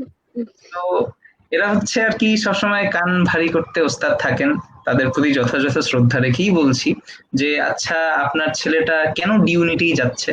আপনার ছেলেটা এতদিন সায়েন্সে পড়লো, এত পরিশ্রম করলো নিজে, বা আপনি নিজেও এত খাটলেন, আর সে আজকে ডিউনিটে চলে যাচ্ছে। ডিউনিটে কি আছে? ডিউনিটে কোন সাবজেক্ট পড়বে সে? ডাক্তার ইঞ্জিনিয়ার না হইলে সায়েন্স পড়ে লাভ আছে? এই ধরনের কথাবার্তা আসলে চারপাশে অনেক বেশি চাউট থাকার কারণে স্টুডেন্টরা কিন্তু আসলে ডি ইউনিটে আসার বা বিভাগ পরিবর্তনের যে একটা সুযোগ থাকে, সেই সুযোগটাকে কাজে লাগাতে পারে না। কিন্তু আসলে এই চিন্তা ভাবনাগুলো থেকে বেরিয়ে আসতে হবে, আর এই বেরিয়ে যদি কেউ নাও আসতে পারে, নিজের অন্তত বের হয়ে আসতে হবে। আর এই ক্ষেত্রে ফ্যামিলির সাপোর্টটা আসলে বিশাল একটা ভূমিকা পালন করে। ফ্যামিলি যদি সাপোর্ট করে, স্টুডেন্টদের নিজেদের পক্ষে আসলে কিন্তু সহজ হয়ে যায় ডিসিশন গুলা নেওয়া বা এই ধরনের কনফিউশন থেকে বেঁচে থাকা। ইউনিটে আসলে লাইক আমরা কিন্তু দেখছি সৈকত একটা কথা কিন্তু খুব ফ্র্যাঙ্কলি বললো, ওর ম্যাথের ফোবিয়া ছিল, এই জন্য কিন্তু ইঞ্জিনিয়ারিং বাদ দিয়ে দিছে। সো আমি পার্সোনালি মনে করি যে সায়েন্সের কোনো না কোনো জায়গায় কিছু না কিছু ফোবিয়া কাজ করে বলেই ওদিকে আর আমাদের টানে না, যে কারণে হচ্ছে বিভাগ পরিবর্তনের সিদ্ধান্তটা নেই। আমি জানি না অন্যরা আমার সাথে একমত হবে কিনা, এটা হচ্ছে আমার ব্যক্তিগতভাবে মনে হয় যে কিছু না কিছু ফোবিয়া কোথাও না কোথাও থাকে, যে জন্য মনে হয় যে ওই জায়গাটা যে আসলে আমি ভবিষ্যতে ভালো করতে পারবো না, বা ওই প্যাশনটা ঠিক মতো আসলে কাজ করে না। সো এই নিজের প্যাশনের জায়গাটা একটু যদি কেউ খুঁজে বের করতে পারে, তাইলে আসলে এটা কিন্তু জীবনের ভবিষ্যতের একটা লম্বা সময়ের সিদ্ধান্ত। কারণ ইউনিভার্সিটি পর্যায়ে যে বিষয়টা আমরা পড়বো, বিষয়টার উপরেই কিন্তু আমাদের ভবিষ্যৎ জীবনের কাজ করতে হবে, বা আমরা যদি মানুষের জন্য কোনো অবদান রেখে যেতে পারি নিজেদের এই তুচ্ছ জীবনে, সেটা কিন্তু এই যে আমরা ইউনিভার্সিটিতে যেই বিষয়টা পড়বো এটার থ্রুতে রাখার একটা বিশাল চান্স থাকবে। তো এখন কেউ একজন একদম ম্যাথে যদি এখন চিন্তা করে যে আমি ইঞ্জিনিয়ারিং পড়বো, তার আসলে কিন্তু ব্যাপারটা খুব কঠিন হয়ে যাবে প্রিপারেশন নেওয়া, যেহেতু প্রিপারেশনের সময় সংক্ষিপ্ত, যেহেতু এখানে আসলে খুব নতুন কিছু করানো হবে না, বা নতুন কোনো থিওরি তোমাকে শিখাই দিবে না যে একেবারে সহজে তুমি সব পেরে যাবে। এখানে হচ্ছে আগে যদি তোমার বেসিক ভালো থাকে, সেই জায়গাগুলোকে তোমাকে ঢালাই করে একেবারে সংক্ষেপে যেন তুমি করে আসতে পারো, এমন ব্যবস্থা করে দিবে। তো এই যে নিজের কাছে নিজের সৎ থাকা, নিজের কাছে নিজের ক্লিয়ার থাকা, এটা কিন্তু আসলে ইম্পর্টেন্ট।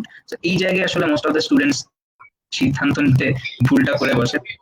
তারা চিন্তা করে, আচ্ছা ওই আন্টি আমার আম্মুকে এই কথা বলছে, তাইলে মেবি আমার ডিউনিতে যাওয়া উচিত না, বা আমার মেবি ওই ইঞ্জিনিয়ারিং বা মেডিকেলই পড়া উচিত, না হলে সমাজ কি বলবে, মানুষ কি বলবে। আসলে এই মানুষ কি বলবে, চিন্তা করে লাভ নাই।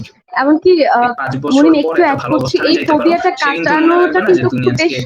ডাক্তার কি ইঞ্জিনিয়ার কি অন্য কিছু, সে মনে রাখবে তুমি সমাজে একজন প্রতিষ্ঠিত মানুষ। তো সেই প্রতিষ্ঠিত হওয়ার পর্যায়টা তোমার জন্য সহজ হয়ে যাবে যদি সেটা তোমার প্যাশনের একটা ওয়ে হয়। লাইক আমরা সবসময় একটা কথা শুনে থাকি, যদি কাজ বা পড়াটা এমন হয় যেটা আমার কাছে ইন্টারেস্টিং, তাহলে কিন্তু তখন সেটা আমার কাছে পরিশ্রমের কিছু মনে হয় না। মনে হবে না, একদম। থাকে সেই সুযোগটা হ্যাঁ, অবশ্যই সবার কাজে লাগে, এবং সেটা মানুষজন কি বলছে সেটা থেকে ইনডিফারেন্ট থেকেই সেই সিদ্ধান্তটা নেওয়া উচিত, যে কোনো কনফিউশন থেকে বেঁচে থাকে। মিশমি। মানে ফোবিয়া কাটিয়ে ওঠাটা একটা বড় ব্যাপার, যেটা মুমিন বলেছে, একটু অ্যাড করি, সেটা হচ্ছে হ্যাঁ, এমন অনেক পরিচিত ব্যাচমেট কিংবা বন্ধু বান্ধবদের দেখছি যে ম্যাথ ধরা একদমই ভালো লাগছে না, কিন্তু সে সিএসসি তে পড়ছে, কিংবা ধরো বুয়েটে কোনো একটা ভারী শক্তমস্ত একটা সাবজেক্ট নিয়ে পড়াশোনা করছে, এবং আলটিমেটলি 2-4 বছর পরে যেটা দেখা যায় যে আসলে কিন্তু তারা তাদের একাডেমিক ফিল্ডে ভালো করছে না। এবারে সেক্ষেত্রে তার ডিপ্রেশন এবং নিজের ব্যর্থতা, সেটা ফ্যামিলি, বন্ধুরা বলছে, আত্মীয় স্বজনরা বলছে, কিন্তু আলটিমেটলি ব্যাপারটা হয় কি, সে তাদের চাপে, তার ফোবিয়া থাকা সত্ত্বেও সে ওই জায়গাটা কিন্তু এসেছে, তাই না? তো আসলে তুমি কথাটা বলেছো, এবং তোমরা তিনজনই এই ধরনের ফোবিয়া কাটিয়ে উঠে এখানে এসেছো। যেটা জুনিয়রদেরকে বলবো, কিংবা যারা দেখছেন, যারা যদি প্যারেন্টস থেকে থাকেন, ভাই বোনেরা থেকে থাকেন বড়, তাদেরকেও আমাদের 4 জনের পক্ষ থেকে রিকোয়েস্ট যে এটুকু স্বাধীনতা বাচ্চাদেরকে দিন, কিংবা ওদেরকে এটুকু মেন্টাল সাপোর্টটা অন্তত দিন। ঠিক আছে, তোমার ইন্টারেস্ট গ্রো করছে না এই বিষয়টার উপর, কিংবা তোমার কোনো কারণে আতঙ্ক আছে, ভীতি আছে, তোমার এটাতে যাওয়ার দরকার নেই, কিছুটা রিস্ক নিয়ে হলেও তুমি অন্য কোনো ফিল্ডে চলে। Thank you Munin, thank you so much. আচ্ছা, সৈকত আমাদের মাঝে খুবই কথা কম বলছে, আমি একটু সৈকতের কাছে যাব। আসলে প্রশ্নটা রাকিব এবং সৈকত দুজনের কাছে, সেটা হচ্ছে অ্যাডমিশন টেস্টে একটা সাবজেক্ট নিয়ে আমাদের প্রচন্ড রকম ভীতি থাকে, বলতো কি চারজনই, বলতো কোন সাবজেক্টটা ইংলিশ। জিকে। ফেল করছো অহরহ? আচ্ছা, রাকিবের তো হয়েছে না, জিকের চাইতেও সবচাইতে বেশি যেটা আমাদের ফোবিয়া থাকে অ্যাডমিশন টেস্টে, সেটা হচ্ছে ইংলিশ। কিন্তু এই ইংলিশেই আমি সবাইকে বলে রাখি, এই ইংরেজিতেই ঘ ইউনিটে আমাদের দুজন এখানে যারা উপস্থিত আছে তারা ফুল মার্কস পেয়েছে, অর্থাৎ 20/20।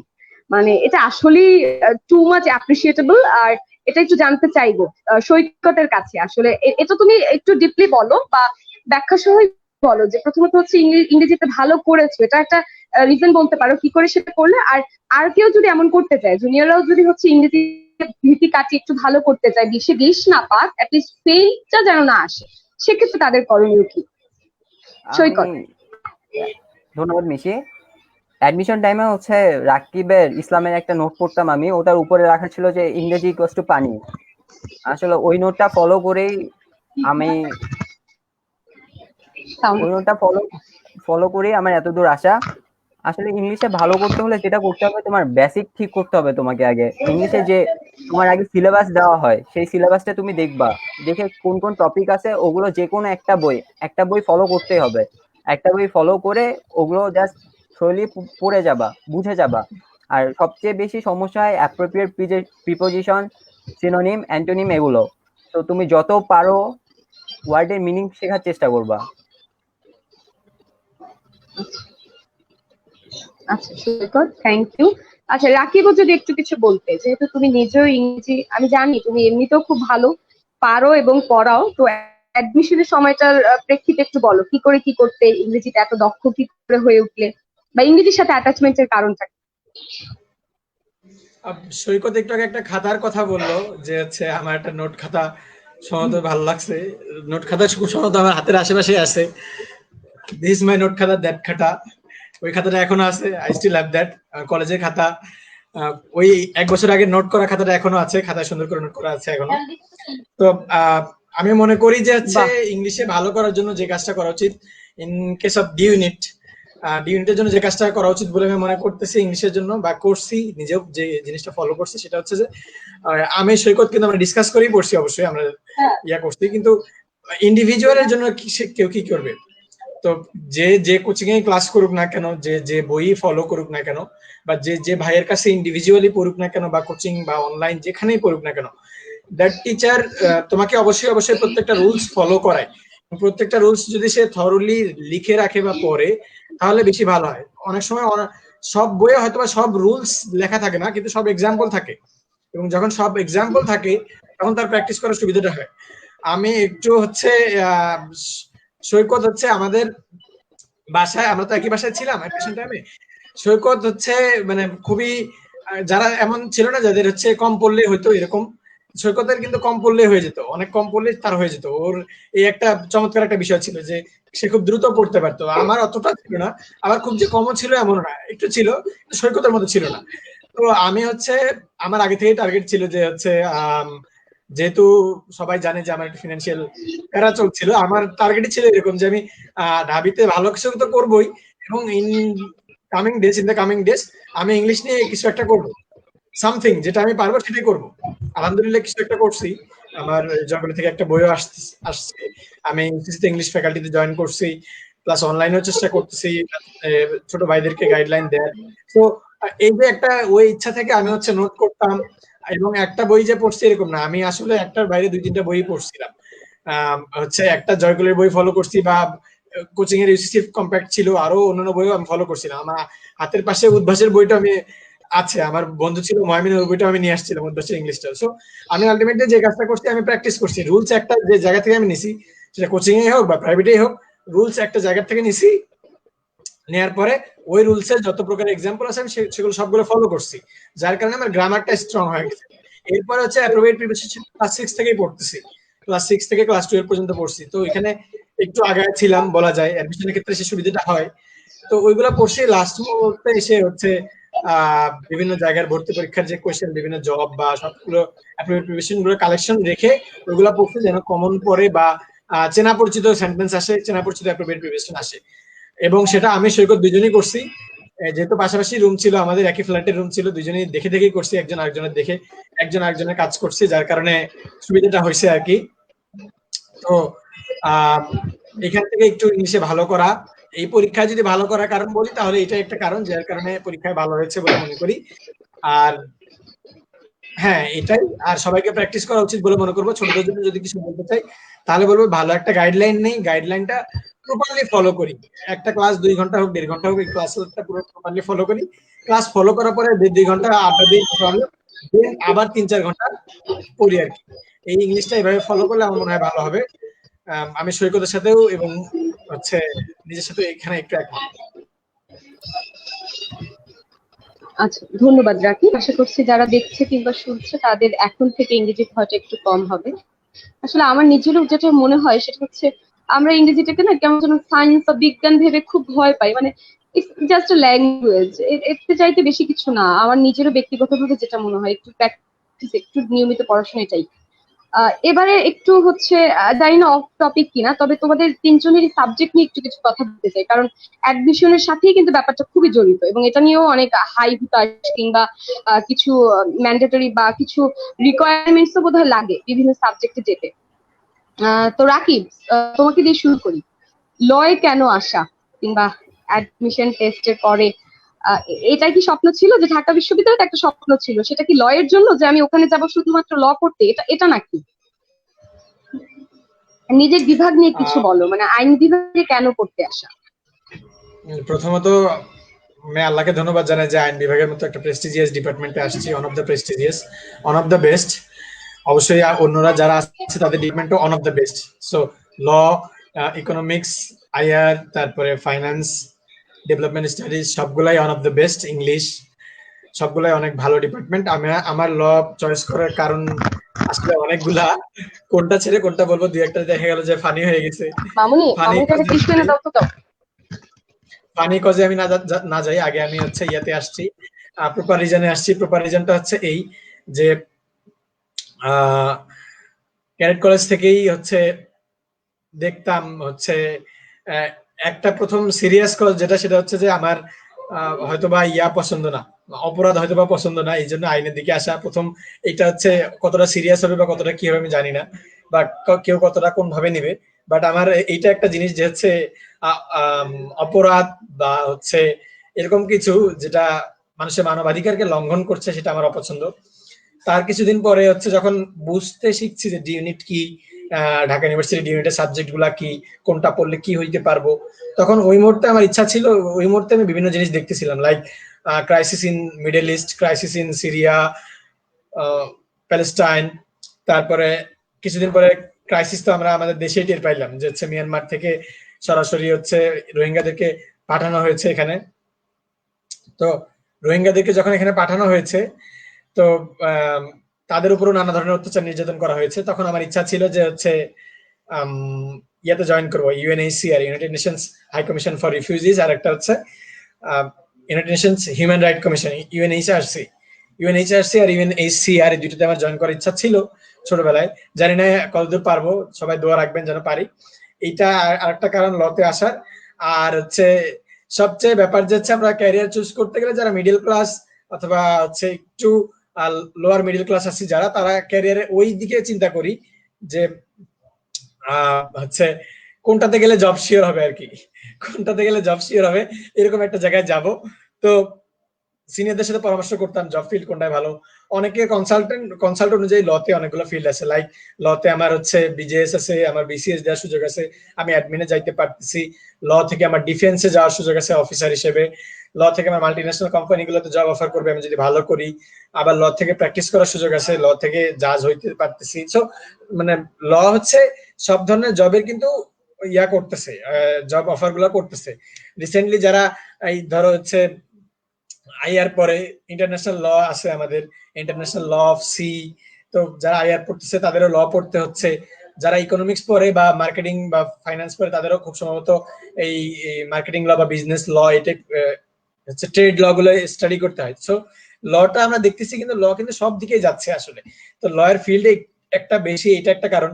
কারণ আমার একটা ভয় যে আমার চাকরি পাইতে হবে বা এরকম না, আমার হচ্ছে ইনকাম করতে হবে। আমি যেহেতু আগে থেকে ফ্যামিলির দায়িত্বটা নিচ্ছি এখন থেকে, তো আমার হচ্ছে ইয়াটা কি যে হচ্ছে মিশমি তোমার মাইকটা মনে হয় তুমি মিউট করে রেখেছো, নিজেই আনমিউট করতে হবে। হ্যাঁ, বলছিলাম যে হচ্ছে একটা ইউনিভার্সাল সাবজেক্ট বলে কথা, অপরচুনিটি তো হবে। হ্যাঁ আচ্ছা এটা রাকিব, ইউনিভার্সাল সাবজেক্ট। একটা প্রশ্ন, সেটা হচ্ছে 1 বছর তো হয়ে গেল, ল ডিপার্টমেন্টে তো 1 বছর হয়ে গেল।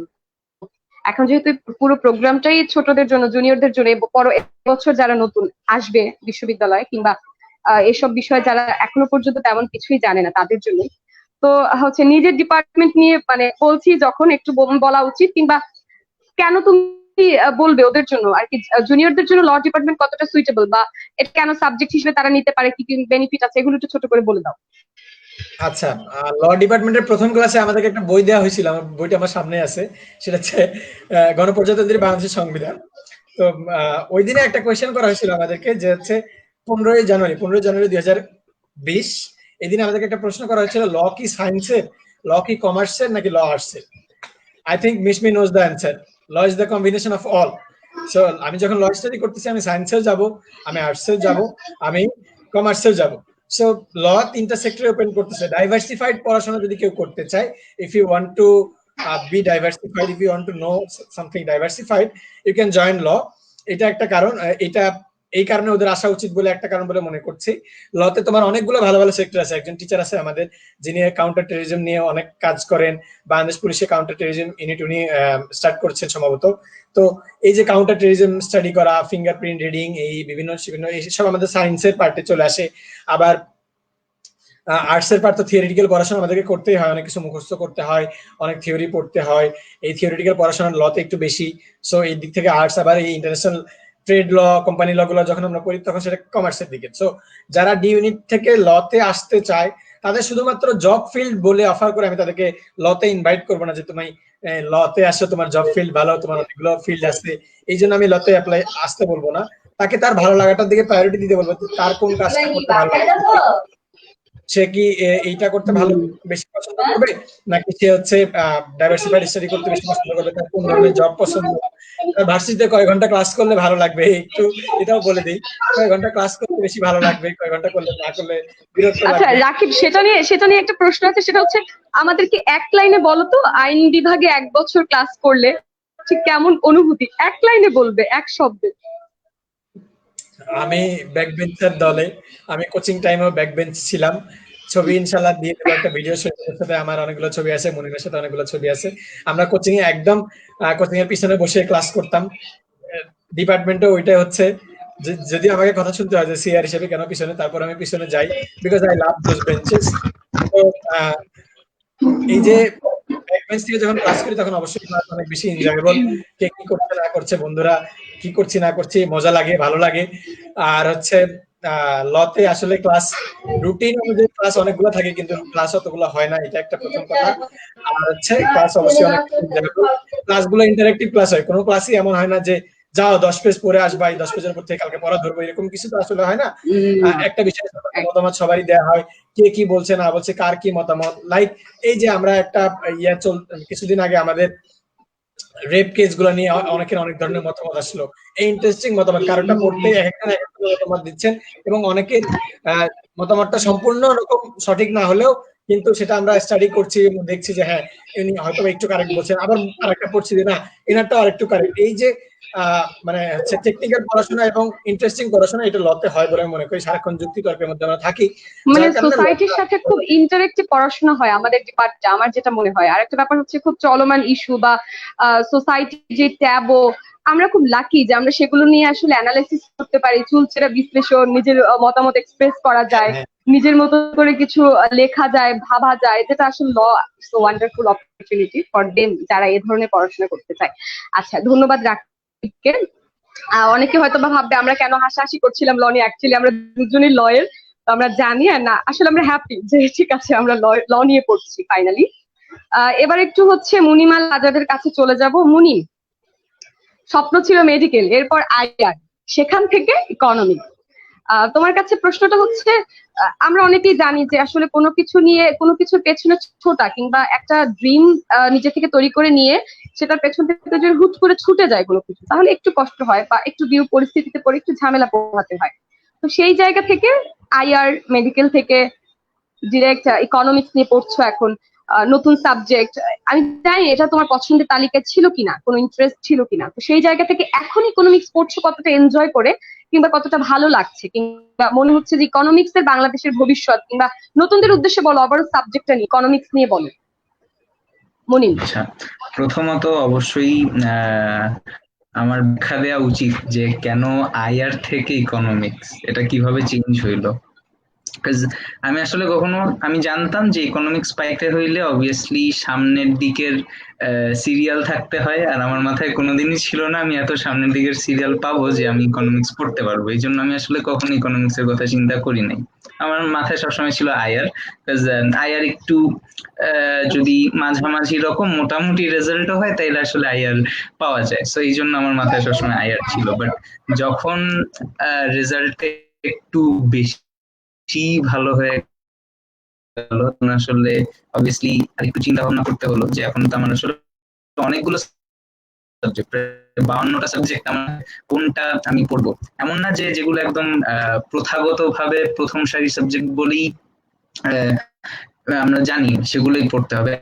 আমি ভাবতেছিলাম যে আমি সাইকোলজি পড়বো কিনা, বাট শেষ পর্যন্ত আসলে ইকোনমিক্সে আসা এই জন্য যে ইকোনমিক্স একটা আলটিমেটলি ব্যাপার, বিকজ ইকোনমিক্স এখন দিন দিন দেখা যাচ্ছে খুব বেশি সায়েন্স ওরিয়েন্টেড হয়ে যাচ্ছে। আর এদিকে ইকোনমিক্স যে সমস্ত থিওরিজ থাকে সেগুলো তো অবভিয়াসলি সোশ্যাল সায়েন্স থেকে প্রাপ্ত, কিন্তু সেই জিনিসগুলোকেই আবার যখন আমাদের রিয়েল লাইফে প্রজেক্ট করতে হচ্ছে, সেক্ষেত্রে আমার আবার সায়েন্সের ম্যাথসের হেল্প নিতে হচ্ছে। সো এই যে একটা ব্যাপার, এবং যেহেতু আমার সায়েন্সের ব্যাকগ্রাউন্ড ছিল, আর যদিও আমি সায়েন্সের বা সায়েন্স রিলেটেড সাবজেক্টের খুব বড় ফ্যান না, তাও আমার মনে হয়েছে যে আমার জন্য একটু জিনিসপত্রগুলো বোঝার জন্য, যেহেতু এই ক্ষেত্রে আমি ম্যাথস ইউজ করতে পারবো, ইকোনমিতে ম্যাথ অনেক, তো এই ক্ষেত্রে আমার একটু ইজি হবে ভেবে শেষ পর্যন্ত ইকোনমিক্স নেওয়া। এটা ছিল একটা কারণ, এবং আরো একটা কারণ ছিল, এটা আসলে একটু হাস্যকর কারণ, এবং এটা আসলে আমাদের ডিপার্টমেন্টের একটা জোক, যে কেউ যদি ইকোনমিক্স ডিপার্টমেন্টে ভর্তি হয়, সে যেন তার বাসায় এক্সট্রা শোকেস বা কিছু একটা বানায় রাখে, যেন সেইখানে নোবেল প্রাইজ রাখার জায়গা থাকে, বিকজ ইকোনমিক্স থেকে নোবেল প্রাইজ জিতার সুযোগ থাকে। সো এটা একটা ইন্সপিরেশন বলতে পারি সবাইকে, যে ইকোনমিক্স যদি পড়ে কেউ, সেখান থেকে মাস্টার্স করে ইনশাল্লাহ ভবিষ্যতে ভালো কিছু করতে পারে গবেষণা করে। আমাদের দেশে তো আসলে গবেষণার সুযোগ খুবই কম, এটা আচ্ছা, হচ্ছে তাহলে বাস্তবতা। আমরা তো এটুকু আশা করতেই পারি যে পরবর্তী নোবেলটা বাংলাদেশে আসছে মুনিমের হাত ধরে, তাই না? আ বিগ ক্ল্যাপ ইনশাল্লাহ, ফর মুনিম আল ইনশাল্লাহ। আজাদ। আশা করতে তো প্রবলেম নাই। ইনশাআল্লাহ। হ্যাঁ, ওকে, তো এটা হচ্ছে একটা ইন্সপিরেশন হিসেবে বেস্ট অফ লাক মুনিম। নিতে পারে। Thank you. যে আসলে যদি তারা সেই লেভেলের গবেষণাটা করতে পারে, এটা আসলে একদিক থেকে যেমন নিজের যে একটা দেশের কাছ থেকে তো আমরা নিচ্ছি, আমরা যারা পাবলিক ইউনিভার্সিটিতে পড়ি তারা তো আসলে জনগণের টাকায় পড়ি। এই চিন্তাটা যখন মাথায় আসে তখন আসলে অনেক কিছু চিন্তা করতে হয়। সো এখানে আসলে সুযোগ আছে মানুষের জন্য কিছু করার। আমার গবেষণা তো শুধুমাত্র আমার একার লাভ হবে না, সেখান থেকে অবশ্যই মানুষের জন্য কিছু লাভ হবে। যেমনটা আমরা দেখেছি প্রফেসর ডক্টর ইউনূসের ক্ষেত্রে, তার যে মাইক্রো ক্রেডিটের ব্যাপারটা আছে, সেটা দিয়ে কিন্তু সারা দেশের অজস্র মানুষ সময় পর্যন্ত কিন্তু উপকৃত হয়েছেন। এই ধরনের ক্ষুদ্রাতি ক্ষুদ্র ব্যাপার ইন্সপিরেশন হিসেবে কাজ করেছে। আর ডিপার্টমেন্টের ফ্যাকাল্টিদের কথা যদি আমরা বলি, বা তাদের যারা এখানকার অ্যালামনাই আছেন, বাংলাদেশের প্রথম প্রধানমন্ত্রী তাজউদ্দিন আহমেদ ইকোনমিক্স ডিপার্টমেন্টের একজন অ্যালামনাই ছিলেন। ইকোনমিক্স ডিপার্টমেন্টে যারা টিচার ছিলেন, ডক্টর সেলিম জাহান স্যার, তার ক্লাস আমি ডিরেক্ট পাইনি, কিন্তু ডক্টর সেলিম জাহান স্যারের ফেসবুক আইডি যদি সম্ভব হয় আমরা যদি কেউ দেখি, দেখবো মানুষটা কতটা প্রাজ্ঞ একজন মানুষ। এই মানুষটি ঢাকা বিশ্ববিদ্যালয়ের ইকোনমিক্সে পড়ে ইউনাইটেড স্টেটসের কোনো একটা ইউনিভার্সিটিতে ইকোনমিক্স পড়াতেন, এবং এক্সাক্ট সেম ঢাকা ইউনিভার্সিটিতে উনি যে সমস্ত ব্যাপারগুলো পড়ে গিয়েছেন, সেই ব্যাপারগুলো বিদেশের মাটিতে যে তিনি পড়াচ্ছেন, এটা আসলে আজকের দিনে ভাবতে কষ্ট হয়। কারণ আমরা আসলে দুঃখজনক হলেও সত্য, এটা অনেকে জানি যে আমাদের ঢাকা ইউনিভার্সিটি কিন্তু ওয়ার্ল্ড র্যাঙ্কিং এ খুব পিছিয়ে। যদিও বাংলাদেশের অন্যতম সেরা ইউনিভার্সিটি, কিন্তু ওয়ার্ল্ড র্যাঙ্কিং এ ঢাকা ইউনিভার্সিটির অবস্থান কোথায় সেটা আমরা সবাই জানি, এবং এটা বাস্তবতা। তো সেই ইউনিভার্সিটিতে পড়া একজন মানুষ, সেই ইউনিভার্সিটিতে পড়িয়ে যাওয়া একজন মানুষ বিশ্বের অন্যতম সেরা ইউনিভার্সিটিতে যে ওই সেম ভাবে পড়াচ্ছেন, এটা কিন্তু আসলে বিশাল একটা প্রাপ্তি, এবং ডিপার্টমেন্টের প্রতি কনফিডেন্স বাড়িয়ে দেয়। আর আমাদের ডিপার্টমেন্টের আরো একটা চমৎকার ব্যাপার হচ্ছে, যেহেতু আমি যারা আসছে তাদেরকে যেহেতু একটু জানাতে চাই ইকোনমিক্স ডিপার্টমেন্ট সম্পর্কে। এই ডিপার্টমেন্টে আসলে শিক্ষক এবং সিনিয়র যারা আছেন সবার সাথে আসলে খুব ফ্রেন্ডলি এটা কাজ করে সবসময়, ফ্রেন্ডলি একটা অ্যাটমসফিয়ার ডিপার্টমেন্টের সবসময় থাকে। আরো যে কোনো ধরনের অসুবিধা, আমি জানি না, খুব কম ডিপার্টমেন্টে আসলে এতটা এমপ্যাথির সাথে স্টুডেন্টদের প্রবলেম গুলোকে ফেস করতে হেল্প করে বলে আমার মনে হয়েছে। পাশাপাশি সিনিয়রদের কাছ থেকে ঢাকা ভার্সিটির ঢুকার আগে যে ব্যাপারগুলো, নেগেটিভ ব্যাপারগুলো শুনে এসেছি, র্যাগিং। সো এই র্যাগিং ইকোনমিক্স ডিপার্টমেন্টে একেবারেই জিরো, বরঞ্চ স্ট্রিক্ট ইনস্ট্রাকশন থাকে কোনো সিনিয়র যেন কোনোভাবে কোনো জুনিয়রকে এমন কোনো আচরণ না করে যাতে সে অস্বস্তি বোধ করে। সো র্যাগিং অনেক দূরের ব্যাপার। সো এটা আমার মনে হয়েছে ইকোনমিক্স ডিপার্টমেন্টের একটা বিশাল বড় ট্রেড। তো এই সব চিন্তা ভাবনা করে শেষ পর্যন্ত আসলে চিন্তা করলাম, হ্যাঁ দেখা যাক, একটা ট্রাই করা যাক, নোবেল পাওয়া যায়। এই জন্য শেষ পর্যন্ত ইকোনমিক্স ডিপার্টমেন্টে চলে আসা। মিশমি। হ্যাঁ, অবশ্যই আমরা আশাবাদী Munim. Thank you so much. সৈকতের কাছে মিশমি, চলে যাব। আমি এখানে একটু অ্যাড করছি। এখানে আর এইচএসসি তো বিজ্ঞান ছিল, আমি একটু অ্যাড করছি যে আবার বাগড়া দেওয়ার জন্য চলে এসেছে রাকিব। ভালো কথা অ্যাড করছি। বলো বলো। খুব সম্ভবত হচ্ছে যে ইকোনমিক্সতে তো ইয়া নাই, র্যাগিং নেই, এটা আমি মনিমের থেকে অনেক আগেই শুনেছিলাম।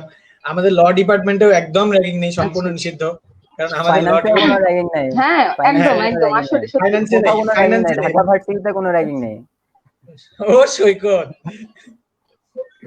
হ্যাঁ আইআরএও নেই তো। প্রমোট যারা করছে ভালো ভালো, নিজের বিশ্ববিদ্যালয়কে প্রমোট করা ভালো। তোমরা আচ্ছা, ডিপার্টমেন্ট প্রমোট করতেছো। তাহলে আমরা মোটামুটি ধরে নিচ্ছি যে ডিপার্টমেন্টে আসলে কোনো র্যাগিং নেই, কারণ লতে দেখছি না, ইকোনমিক্সে দেখতেছি না, তারপর হচ্ছে ফাইন্যান্সে দেখছি না, দেখতেছি না, আইআরএও নাই। finance আইআরএ জাহিন ভাই এখানে আছে আমাদের কমেন্ট বক্সে, সে নিজেই কনফেস করবে যে আইআরএ আসলে কোনো র্যাগিং নেই, আচ্ছা এবং এটা আমরা টের পাইছি, বন্ধুদের থেকে শুনেছিও অনেকবার। সো আমরা দেখলাম যে আমাদের টপ ডিপার্টমেন্ট গুলোতে কিন্তু হচ্ছে র্যাগিং রিলেটেড কোনো প্রবলেম নাই। তো যদিও মানে র্যাগিংটা আমরা খুব সম্ভবত হলেই বেশি শুনি, বলা যায়। সো বরঞ্চ আমরা কিন্তু বেশ ফ্রেন্ডলি সিনিয়র পেয়েছি, তাই না রাকিব? হ্যাঁ হ্যাঁ, ডিপার্টমেন্ট আমাদের হোক, তো ডিপার্টমেন্টের বাইরে খুব ফ্রেন্ডলি সিনিয়র পেয়েছি। হ্যাঁ সুবিধাটা কোন জায়গায়, ল ইকোনমিক্স বা ফাইন্যান্সের সবারই হচ্ছে, আমরা জব সেক্টরে যদি আমাদের ল রিলেটেড বা ফাইন্যান্স রিলেটেড বা ইকোনমিক্স রিলেটেড জব সেক্টরে যাই, তখন ওই সিনিয়রদের সাথে আমাদের আবার দেখা হয়। আমরা গেলে কার সাথে কার আন্ডারে প্র্যাকটিস করবো, ওই একদম। হচ্ছে ওই ডিস্ট্রিক্টের জাজ হচ্ছে আমাদের ভার্সিটির সিনিয়র বা অন্য কোনো ইউনিভার্সিটির সিনিয়র। তো ওই লয়ের ইউনিভার্সিটির যে বিভিন্ন এই হচ্ছে ডিবেট গুলো হয় বা যে কোনো কিছু হয়, সবগুলোতে সুবিধা থাকে। তো ফাইন্যান্সেরও জব সেক্টরে আশা করবো যে ওইরকমই কিছু আসে, ইকোনমিক্সেরও তাই, যার কারণে একই ডিপার্টমেন্টের সিনিয়রদের সাথে দেখা হওয়ার কারণে ওই সুবিধাটা ভালো থাকে আর কি। সৈকতের থেকে মানে আমাদের নেক্সট প্রশ্ন মানে সৈকতের কাছে ছিল। আচ্ছা সৈকত, লিস্ট আমি তো ইন্টারমিডিয়েট ম্যাট্রিক পর্যন্ত ফাইন্যান্স করেছিলাম বিজনেস ফ্যাকাল্টির একজন স্টুডেন্ট হিসেবে। তো আসলে এখন কোপ আপ করার মতো অবস্থা কেমন, কিংবা কতটা ভালো লাগছে ফাইন্যান্স? আর ফাইন্যান্স কেন নিয়ে, এটা বোধহয় শুনিনি, তোমার কাছ থেকে একটু শুনতে চাই। ধন্যবাদ মিসমে। আমার ফাইন্যান্স নেওয়ার কারণ হচ্ছে আমার থিওরি পড়তে ভালো লাগে না। থিওরি, ল, ইকোনমিক্স, আইআর, শুরুর দিকে যেগুলো সাবজেক্ট যাই বলো না কেন সবগুলোতে গেলে থিওরি বেশি পড়তে হয়। যেহেতু আমি সায়েন্স ব্যাকগ্রাউন্ড, ম্যাথ যদিও ফোবিয়া ছিল তারপরে একটু পারি। ওই আর হচ্ছে ফাইন্যান্সের যতগুলো হ্যাঁ কোর্স ফাইন্যান্সে আছে কিন্তু বেশ ভালোই ম্যাথ আছে। বেশ ভালোই ম্যাথ, সেজন্য কোপ আপ করতে কোনো অসুবিধা হচ্ছে না। আর ফাইন্যান্সে ম্যাথ গুলো নর্মাল 19 আমরা যেগুলো জেনারেল ম্যাথ করেছি ওগুলোর মোটামুটি ওগুলো সূত্র দিয়েই করে ফেলা যায়। সো আমার জন্য কোনো সমস্যা হচ্ছে না। আর ফাইন্যান্স কেন নিয়েছি, এটা বলতে গেলে ম্যাথে একটু দুর্বল হলেও ম্যাথ করতে পারতাম, সেজন্য হচ্ছে ফাইন্যান্স নিয়েছি। থিওরি পড়ার থেকে আমার কাছে ম্যাথ করা বেশি সহজ মনে হয়েছে, সেজন্য ফাইন্যান্স নিয়েছি। আর ফাইন্যান্সের স্কোপ অনেক বেশি, আমি যদি কর্পোরেটে যেতে চাই আমি কর্পোরেটে যেতে পারবো, বা আমি যদি তোমাদের মতো বিসিএস দিতে চাই আমি বিসিএস দিতে পারবো, বা আমি যদি এগুলো কোনো কিছু করতে না চাই, বা আমি যদি স্টার্ট আপ করতে চাই, নিজে একটা প্রতিষ্ঠান দাঁড় করাতে চাই, আমি করতে পারবো, উদ্যোক্তা হতে পারবো। তারপর বাইরের দেশে গিয়ে ডিগ্রি নিতে পারবো, সিএফএ ডিগ্রি, বিভিন্ন স্কোপ অনেক বেশি থাকার কারণে আমি ফাইন্যান্সটাকে সিলেক্ট করেছি। মানে আর কর্পোরেট সবচেয়ে লাইফে কিছু করতে চাইলে, সেটা জব হোক বিজনেস হোক, সেক্ষেত্রে কিন্তু এফবিএস এর প্রত্যেকটা সাবজেক্টই বেশ মানে স্বাচ্ছন্দ্য বোধ করার মতো। আর ফাইন্যান্স তো হচ্ছে একদম টপ লেভেলের সাবজেক্ট, আশা করছি একদম এই টপে না থাকলে তো ফাইন্যান্স পাওয়াও যায় না। অনেকেরই অ্যাম্বিশন থাকে, সেক্ষেত্রে তারা ফাইন্যান্স পায় না, ট্যুরিজমে চলে যায়, ম্যানেজমেন্টে চলে যায়। Then you are lucky enough Saikat যে তুমি ফাইন্যান্স পেয়েছো। বেস্ট অফ লাক সৈকতকে, মুনিমকে আর রাকিবকে, যার যার ডিপার্টমেন্টকে নিয়ে কিংবা সাবজেক্ট নিয়ে।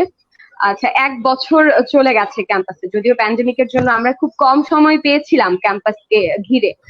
সবে মাত্র 2 মাস, আমাদের তো 2-2.5 মাস হয়েছে ক্লাস। তোমাদের দুজন ইকোনমিক্স আর হচ্ছে ফাইন্যান্স ডিপার্টমেন্টে ক্লাস হয়েছিল কতদিন করে?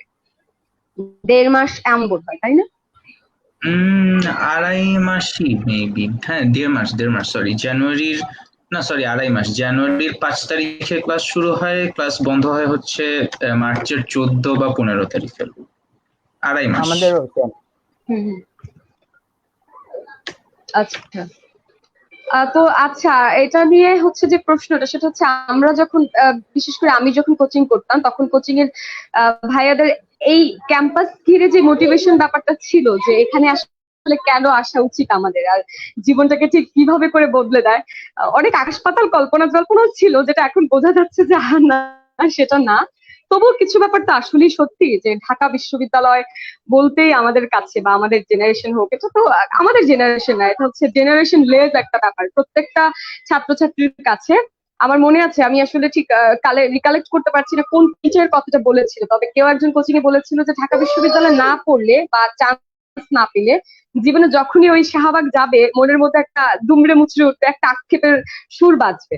তো সেই জায়গা থেকে হচ্ছে জুনিয়রদের উদ্দেশ্যে বলো যে আসলে ঢাকা বিশ্ববিদ্যালয়টা একটা আইডেন্টিটি বা একটা ট্যাগ হিসেবে কেন নিজের জন্য জরুরি, বা ওখানে গেলে আসলে কি ফিল করেছো যেটুকু সময় ছিলে, কিংবা এখন অনলাইনে ক্লাস করছো, অনেক নতুন নতুন টিচার স্টুডেন্ট সিনিয়র বা ব্যাচমেটদের সাথে মিশছো, বিশেষ করে নানান জেলার সারা বাংলাদেশের মানুষের সাথে একটা গণসংযোগ হয়ে গেছে।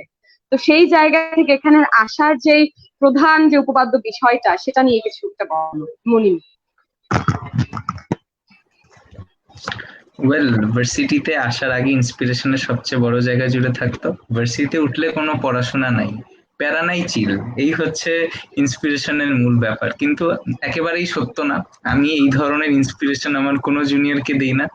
যথেষ্ট রকম প্যারা আছে প্রত্যেকটা ডিপার্টমেন্টে। ঠিকঠাক মতো না পড়লে, স্পেশালি ল আর ইকোনমিক্সে তো মেবি প্রত্যেক বছর 50% স্টুডেন্ট রিঅ্যাডমিশন নিতে হয়, যতটুকু আমি জানি। সেটা হচ্ছে আসলে একদম বাস্তবতা। পড়াশোনা ছাড়া আসলে কোনো কাহিনী নাই। কিন্তু ঢাকা বিশ্ববিদ্যালয়ের ব্যাপারটা হচ্ছে, এর রাস্তা দিয়ে হাঁটলে আসলে নিজেকে একটা টাইম লুপের মধ্যে আবিষ্কার করা যায়। লাইক আজকে আমি যেই কলা ভবনের সামনে বসে আছি, এই জায়গায় প্রথম বাংলাদেশের পতাকা উত্তোলন করা হয়। লাইক আমি নিজে এখন শিভার করতেছি যে ঢাকা বিশ্ববিদ্যালয়ের প্রত্যেকটা জায়গায় এরকম করে কোনো না কোনো ইতিহাস ছড়ানো আছে, যেগুলো হচ্ছে আমরা আমাদের জেনারেল নলেজ বইতে পড়ে আসছি। সেই ব্যাপারগুলো আমি আসলে নিজে এক্সপিরিয়েন্স করতেছি প্রত্যেক দিন, প্রত্যেকটা মুহূর্ত বিশ্ববিদ্যালয়ে যতক্ষণই কাটাচ্ছি। এই একটা বিশাল ব্যাপার থাকে যেটা আসলে কোনোভাবে বুঝায় বলা যাবে না ঢাকা ভার্সিটির অ্যাটমসফিয়ার নিয়ে। তাছাড়া ঢাকা বিশ্ববিদ্যালয় বাংলাদেশের মুক্ত জ্ঞান চর্চার শেষ জায়গাগুলোর অন্যতম একটি, যেখানে হচ্ছে খোলা মনে যে কোনো ধরনের তর্ক বিতর্ক আলোচনা করা যায়। যেমনটা রাকিব বললো যে ওদের যখন রিসেন্টলি যখন ধর্ষণ নিয়ে আন্দোলন হচ্ছিল, তখন কিন্তু ওদের ডিপার্টমেন্টের মধ্যেই, মিশমি তোমারও তো ডিপার্টমেন্ট, তোমাদের ডিপার্টমেন্টে কিন্তু এই ব্যাপারগুলো নিয়ে আলোচনা হচ্ছিল। একদম বেশ বেশ চর্চা হয়েছে, মানে আলোচনা বলাটা চাইতে বেশ চর্চা, মানে টিচারদের সাথে আর্গুমেন্ট, বেশ এনজয় করেছিলাম অ্যাটমসফিয়ারটা একদম। এই ব্যাপারগুলো আচ্ছা, থ্যাংক ইউ মুনিম। এবার একটু প্রিপারেশনে, ওকে আচ্ছা একটু ডিএনএ এর প্রিপারেশনে ফিরে আসি। আমরা বেশ অনেক দূর এগিয়ে গিয়েছি, আর কথা হবে আমাদের এসব তো ব্যক্তিগত আড্ডা, ক্যাম্পাস এনভায়রনমেন্ট নিয়ে। ওরা যারা আছে চান্স পেলে অবশ্যই নিজেরাই সেটা ফিল করতে দেই আপাতত, সবকিছু ওপেন আপ না করে ফেলি। সেটা হচ্ছে ডি ইউনিটের প্রিপারেশন। আবার অ্যাডমিশনে কিছু মানুষের ভ্রান্ত ধারণা, যেটা আমার কাছে তো ভ্রান্তই মনে হয়, বাকি তিনজনের কাছ থেকে এখন আমি শুনবো, যে প্রচন্ড পড়তে হয়, ঘুমানো যাবে না, 22 ঘন্টা পড়তে হবে, 19 ঘন্টা 21 ঘন্টা পড়তে হবে, একদম মানে খাওয়া দাওয়া ভুলে যেতে হবে, বাসায় গেস্ট আসলে দরজা লক করে থাকতে হবে, সালাম দেওয়া যাবে না গেস্ট, কারণ গেস্টকে সালাম দিতে গিয়ে 2 মিনিট নষ্ট হয়ে যাবে, তাহলে চান্স হবে না।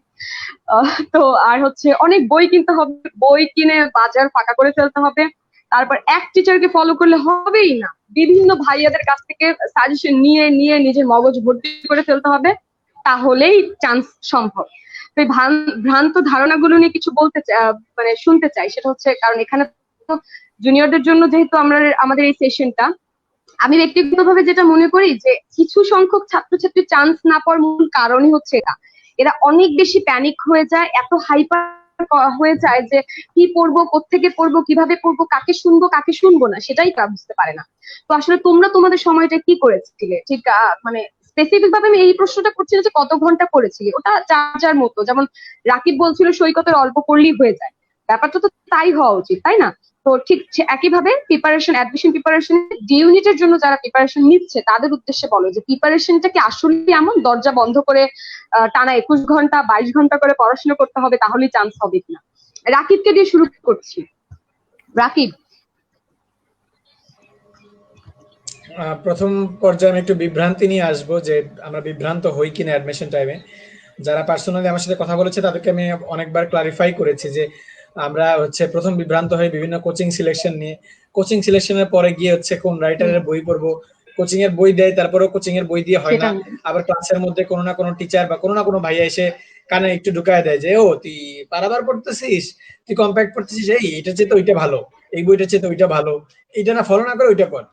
আবার আমরা নিজেরাও বারবার যে ভাইয়া কোন বইটা যাবো, আসলে অনেক বেশি কিউরিয়াসিটি থাকে তো, যে যারা আমরা ডি ইউনিট শুধুমাত্র ডি ইউনিট টার্গেট নিয়ে যাই তাদের তো মানে হচ্ছে প্রথমের দিকে যে কাজটা হয় সেটা হচ্ছে যে আমাকে সুযোগ নিতেই হবে। একজনে যে প্রশ্ন করেছে, সারা প্রশ্ন করেছে ভাইয়া ডিউতে সবাই এক্সাম দেয়, আর এবার সবার আগে এক্সাম হবে ডিউতে, সো কম্পিটিশন আরো বেশি হবে, তাই নিজেকে এগিয়ে রাখতে হয়। সেই সময় মেন্টাল প্রিপারেশন কেমন রাখতে পারি, আমি একসাথে দুইটা উত্তর দিচ্ছি। যে হচ্ছে মেন্টাল প্রিপারেশনের যে ব্যাপারটা, সেটা তখন থেকেই শুরু থেকে এরকম ছিল যে হ্যাঁ আমি ডাউটের মধ্যে আসি কোন বই পড়বো না পড়বো, বাট এর মধ্যেও আমি এই জায়গায় এই কনফিডেন্সটা নিয়েও আসি যে যা কিছুই হোক চান্স আমাকে পাইতেই হবে, যত কিছুই হোক চান্স আমি নিবই।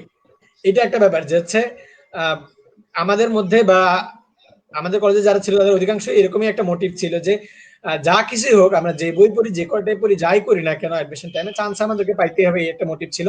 এটা আমারও মোটিভ ছিল যে চান্স পাইতেই হবে। সো এই মোটিভটা থেকে পড়াশোনা করছি। আর বিভিন্ন বই, এটা প্রায় 1 মাসের মতো রাকিব আমাদেরও একটু গেছে। অ্যাড করতে চাই, নাজমা আহমেদের একটা প্রশ্ন, তোমাদের টাইম ম্যানেজমেন্টটা কেমন ছিল সেটা একটু জানিয়ে দাও। নাজমা টাইম আহমেদের ম্যানেজমেন্ট, একটা প্রশ্ন, তোমাদের টাইম ম্যানেজমেন্ট টাইম কেমন ছিল ম্যানেজমেন্টও আসবো অ্যাডমিশন ইনশাল্লাহ। টেস্টে? হ্যাঁ, টাইম ম্যানেজমেন্টে শর্ট করে আসবো। তো আসতেছি হচ্ছে প্রথমে এই বিভ্রান্তি নিয়ে। তো প্রথমে 1 মাস 1.5 মাসের মতো ভালোই বিভ্রান্ত ছিলাম যে কোন বই পড়বো, জিকের ক্ষেত্রে কোনটা পড়বো, বাংলা ইংরেজির ক্ষেত্রে কোনটা পড়বো। এরপরে নিজেরা 1 মাসের মধ্যে রিয়েলাইজ করতে পারছিলাম যে আমাদের কোন কাজটা করা উচিত, কোনটা করা উচিত না। সেটা হচ্ছে যে কোনো একটা ক্লাস ফলো করা উচিত, ওই ক্লাসের নোটগুলা বাসায় দেখা উচিত, এবং সেই নোট অনুযায়ী একটু বিগত বছরের প্রশ্ন বা হচ্ছে কোনো গাইড ফলো করে বা কোনো বই ফলো করে কোয়েশ্চেনগুলো প্র্যাকটিস করা উচিত, যেটা আমরা ফলো করছি। এবং ওইটা ফলো করার কারণে আমাদের রেগুলার এক্সাম গুলোতে একটু ধীরে ধীরে ডেভেলপমেন্ট করছি। প্রথমের দিকে এক্সাম আমাদের অনেক খারাপ হইতো, 150 মার্কের মধ্যে 70-75 পাইতাম, বকাও শুনতাম। ধীরে ধীরে যে গ্রাজুয়াল ডেভেলপমেন্টটা করছি আমরা, দেখা গেছে যে এই 75 মার্কটা লাস্ট এক্সামে গিয়ে যখন 112 হাইয়েস্ট হয়েছে, তখন আমরা 107-8 পাইছি, 105-6 পাইছি। এই যে গ্রাজুয়াল ডেভেলপমেন্টটা করছি, এটা ছিল, এটা নিজেরা ধরে রাখছিলাম, আমি নিজেও ধরে রাখছিলাম, এটা আলহামদুলিল্লাহ চেষ্টা করছি অনেক এখানে। তো নিজের প্রিপারেশনটা নিজেকে বুঝতে হবে, নিজের জায়গা থেকে নিজেকে জাজ করতে হবে। বই ফলো করাটা বিগ ইস্যু না, যে কোনো একটা ফলো করলেই চলবে, কিন্তু সেটার প্রতি রেগুলার হইতে হবে, ক্লাসে রেগুলার হইতে হবে। কোচিং এ করি আর প্রাইভেটে পড়ি না কেন, এইদিকে আমাদের একটু রেগুলার থাকতে হবে, রেগুলার নোট ফলো করতে হবে, আর হচ্ছে পড়তে হবে, এটা একটা বিষয়। আর টাইম ম্যানেজমেন্টের ব্যাপারটা হচ্ছে কেউ যদি কোনো বিষয়ে পিছিয়ে থাকে সেই বিষয়ের প্রতি তাকে বেশি সময় দিতে হবে। যেমন আমরা সৈকত এক সময় বলে উঠেছিল যে হচ্ছে ভীতিকর হচ্ছে জিকে, আসলে আমাদের জন্য অনেক ভীতিকর জিকে ছিল, অন্যদের জন্য ইংরেজি থাকতে পারে, আমাদের জন্য জিকে ছিল, কারণ আমরা মানে জিকে পড়েছিলাম কিন্তু আসলে অত জিকে জানতাম না। আমরা রেগুলার পেপার পড়তাম ক্যাডেট কলেজে, বাট আমাদের অত বেশি স্টোর ছিল না। এখানে আসার পরে দেখছি যে অনেকের অনেক রকম প্যাশন থাকে, তারা অনেক জিকে জানে। ক্লাসের মধ্যে ওই ইনকা সভ্যতা কোথায়, হচ্ছে এই ঝুলন্ত উদ্যান কোথায়, সব একবারে বলে দিচ্ছে, এবং এসবে কি হয়েছে না হয়েছে সব তারা জানে। আমরা এদিকে অনেক পিছিয়ে। মিশনের ব্যাপারটা ল ডিপার্টমেন্টে খেয়াল করলেও টের পাবে যে আমাদের অনেক বন্ধু আছে যারা অনেক বেশি জ্ঞানী, তারা ইতিহাস অনেক ভালো জানে, তারা অনেক কিছু অনেক ভালো জানে। তো ব্যাপারটা হচ্ছে এরকম, অনেক এখানে একটু পিছিয়ে পড়া বোধ করতাম, তখন রেগুলার ওই জিকের পেছনে বেশি সময় দিছি, আমরা বাংলা ইংরেজির পেছনে একটু কম সময় দিছি, জিকের পেছনে বেশি সময় দিয়ে নিজের মানে জিকের পেছনে বেশি সময় একটু কাটায় উঠছি আর কি, জিকের ভয়টা কাটায় ওঠার জন্য যতটুকু কষ্ট দরকার। ওই এক্সামের লাস্ট সপ্তাহ যখন ছিল তখনও আমি নিজেও হচ্ছে 7 দিনের মধ্যে হয়তো বা একদিন করে বাংলা ইংলিশ করেছি, বাকি 5 দিন জিকে পড়েছি। তো এইভাবে টাইম ম্যানেজমেন্টটা করেছি, আমার যেটাতে বেশি প্রয়োজনের পিছনে বেশি ছুটেছি আর কি। ধন্যবাদ মিশমি এই প্রশ্নের জন্য। প্রশ্নটার অ্যান্সার আই হোপ আমার কমপ্লিট অ্যান্সারটা আমি দিয়ে দিয়েছি, সম্পূর্ণটুকুই মনে হয় ফাঁস করে দিলাম, যেটা এখনই মনে হয় thank you Rakib, thank you Rakib. আসলে আমার যেটা মনে হয় টাইম ম্যানেজমেন্ট নিয়ে রাকিব বলেছে, তবে এই ব্যাপারটা না সম্পূর্ণ ব্যক্তিগত বিষয়ের উপর। ধরো যার যেখানে দুর্বলতা সেখানে একটু বেশি সময়, যেটা পারো সেটাকে একটু কম সময় দেয়া, বা যেটা মনে হচ্ছে যে এটা ইম্পর্টেন্ট এটা একটু বেশি করা, যেটা লেস ইম্পর্টেন্ট সেটা একটু কম করা, এভাবে করে নিজের রিয়েলাইজেশন চলে আসবে 3 মাস বা যে কমাস পড়তে পড়তে এক্সামের আগে টাইম ম্যানেজমেন্ট নিয়ে। সৈকত একদম চুপচাপ, কথাই বলছে না, সৈকতের কাছে একটু শুনতে চাই, এবার একটু বলো ঘ ইউনিটে যারা প্রিপারেশন নিচ্ছে তাদের নিয়ে, দিও হচ্ছে ইংলিশ সাজেশন কিভাবে কি করবে, কিংবা ধরো হচ্ছে টাইম ম্যানেজমেন্ট নিয়ে রাকিব বললো, এটা আসলে বলাও উচিত না, ব্যক্তিগত ভাবেই আসলে যার যখন যেভাবে করে মনে হচ্ছে নিজের কমতি কোথায় আছে সেটা অনুযায়ী। তবে প্রিপারেশনের ক্ষেত্রে কি বলতে চাও, যে কেমন করে প্রিপারেশনটা তোমরা নিয়েছিলে সেই প্রেক্ষাপটে একটু বলো সৈকত। ধন্যবাদ মিসমে। রাকিব অনেক কিছুই বললো, আমি জাস্ট অ্যাড করতে চাই কিছু কথা। শুরুতে যখন কোচিং করবা বা প্রাইভেটে যাবা, তোমরা যাই করো না কেন ভয় পাবা না। শুধু শুরুতে গিয়ে দেখবা অনেকে অনেক কিছু পারতেছে। রাকিব যেটা বললো যে আমাদের থেকে জ্ঞানের পরিধি অনেক বেশি, অনেক ভালো করতেছে মানুষ, মানে এটা দেখে শুরুতে গিয়ে অনেক ফ্রাস্ট্রেটেড লাগে যে আমি এতদিন ধরে কি করলাম, তাহলে আমি তো তার মানে পড়াশোনা কিছু করিনি। কিন্তু তোমার হাতে এখনো প্রচুর সময় আছে আছে তুমি কেবল কোচিং এ যাচ্ছ, গিয়ে কোচিং এ জাস্ট যা পড়াবে সেটা জাস্ট ফলো করবা। আর বাংলার জন্য আমি যেটা বলতে চাই সেটা হচ্ছে 9-10 গ্রামার বইটা, এটা খুবই ইউজফুল। 9-10 গ্রামার বই যে কোনো ভর্তি পরীক্ষা বা বিসিএস সবকিছুতে ইউজফুল। তুমি 9-10 বাংলা ব্যাকরণ বইটা এটা শুধু ভালোভাবে পড়বা। আর ইংরেজির জন্য ইংরেজি বেসিক গ্রামার তুমি পারবা, এটা সমস্যা নেই। তোমাকে যেটা করতে হবে সিনোনিম অ্যান্টোনিম এগুলো বা ইডিয়ম ফ্রেজ যেগুলো আসে সেগুলোর ভালো দক্ষতা থাকতে হবে। কারণ ওখানে গ্যাপটা ক্রিয়েট হয়, সবাই হচ্ছে গ্রামাটিক্যাল জিনিস পারবে, সিনোনিম অ্যান্টোনিম ভুল করবে। তো সিনোনিম অ্যান্টোনিম এগুলো ভালোভাবে পড়তে হবে। আমি বলতেছি না শুধু সিনোনিম অ্যান্টোনিমই পড়ো বা ওগুলো পড়ো, সবকিছুই পড়বা, বাট এগুলোতে একটু বেশি জোর দিবা। আর যেটাতে তোমার দুর্বলতা, রাকিব যেটা বললো সেটা বেশি সময় দিতে হবে সেটাতে। যেমন আমরা হচ্ছে জিকে অনেক কম পারতাম, তো আমাদের জিকে এর পিছনে বেশি সময় দিতে হতো। ইংলিশে অত খারাপ ছিলাম না, মোটামুটি বেশ ভালো ছিল, তাই ইংলিশ কম পড়তাম, জিকের দিকে বেশি সময় দিতাম, বাংলা মোটামুটি এভারেজ একটা টাইম করে ফেলতাম। আর সবচেয়ে ভালো জিনিস হচ্ছে সাবজেক্ট অনেক কম, বাংলা ইংরেজি আর জিকে তুমি ভাগ করে নাও। তোমার যেটা বেশি সমস্যা সেটা রাতের বেলা সন্ধ্যার পর পড়বা। সন্ধ্যা থেকে রাত কিন্তু হিউজ একটা সময়। দিনের বেলা বাকি দুইটা সাবজেক্ট পড়বা, আর রাতের বেলা যেটা সমস্যা, যেটা তুমি কম পারো সেটা করবা, তাহলে হয়ে যাবে। আচ্ছা সৈকত, আরিফ আহমেদের একটা প্রশ্ন ছিল, ভালো একটা প্রিপারেশন নেওয়ার ক্ষেত্রে কোন ব্যাপারটা সবচেয়ে বেশি দরকার বা জরুরি? তোমার কি মনে হয় ভালো, কোনটা বেশি জরুরি তুমি কয়েক ঘন্টা পড়তেছো এটা প্রিপারেশনের কখনো জন্য? দেখবা না। জি, প্রিপারেশনের জন্য তুমি কয়েক ঘন্টা পড়তেছো। ধরো আমি 5 ঘন্টা পড়তেছি, আমি সবাইকে বলতেছি যে আমি 5 ঘন্টা পড়তেছি, সবাই আমাকে দেখতেছে আমি 5 ঘন্টা পড়তেছি, বাট আমি 5 ঘন্টায় যদি 2 পেজ পড়ি তাহলে তো লাভ নেই। সেজন্য আমি বলবো ঘন্টা হিসাব না করে পেজ হিসাব করবা, যে আমি 30 পেজ পড়বো আজকে, 30 পেজ পড়তে আমার কতক্ষণ লাগবে। 30 পেজ পড়তে যদি 12 ঘন্টা লাগে 12 ঘন্টা পড়বো, 30 পেজ পড়তে যদি 1 ঘন্টা লাগে 1 ঘন্টা পড়বো।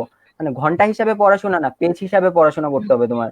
কে কয় ঘন্টা পড়তেছে এটা দেখারও কিছু নেই। কারো হচ্ছে নেওয়ার ক্ষমতা বেশি থাকে, মানে একটু পড়লেই হয়ে যায়, আবার কারো হচ্ছে একটা জিনিস সেম জিনিস অনেকক্ষণ পড়তে হয়। সো এটা ভ্যারি করে, ঘন্টা অনুযায়ী কখনোই কিছু হয় না। তুমি হচ্ছে পেজ অনুযায়ী পড়বা। আর সবচেয়ে বেশি যেটা দরকার সেটা হচ্ছে সেলফ কনফিডেন্স।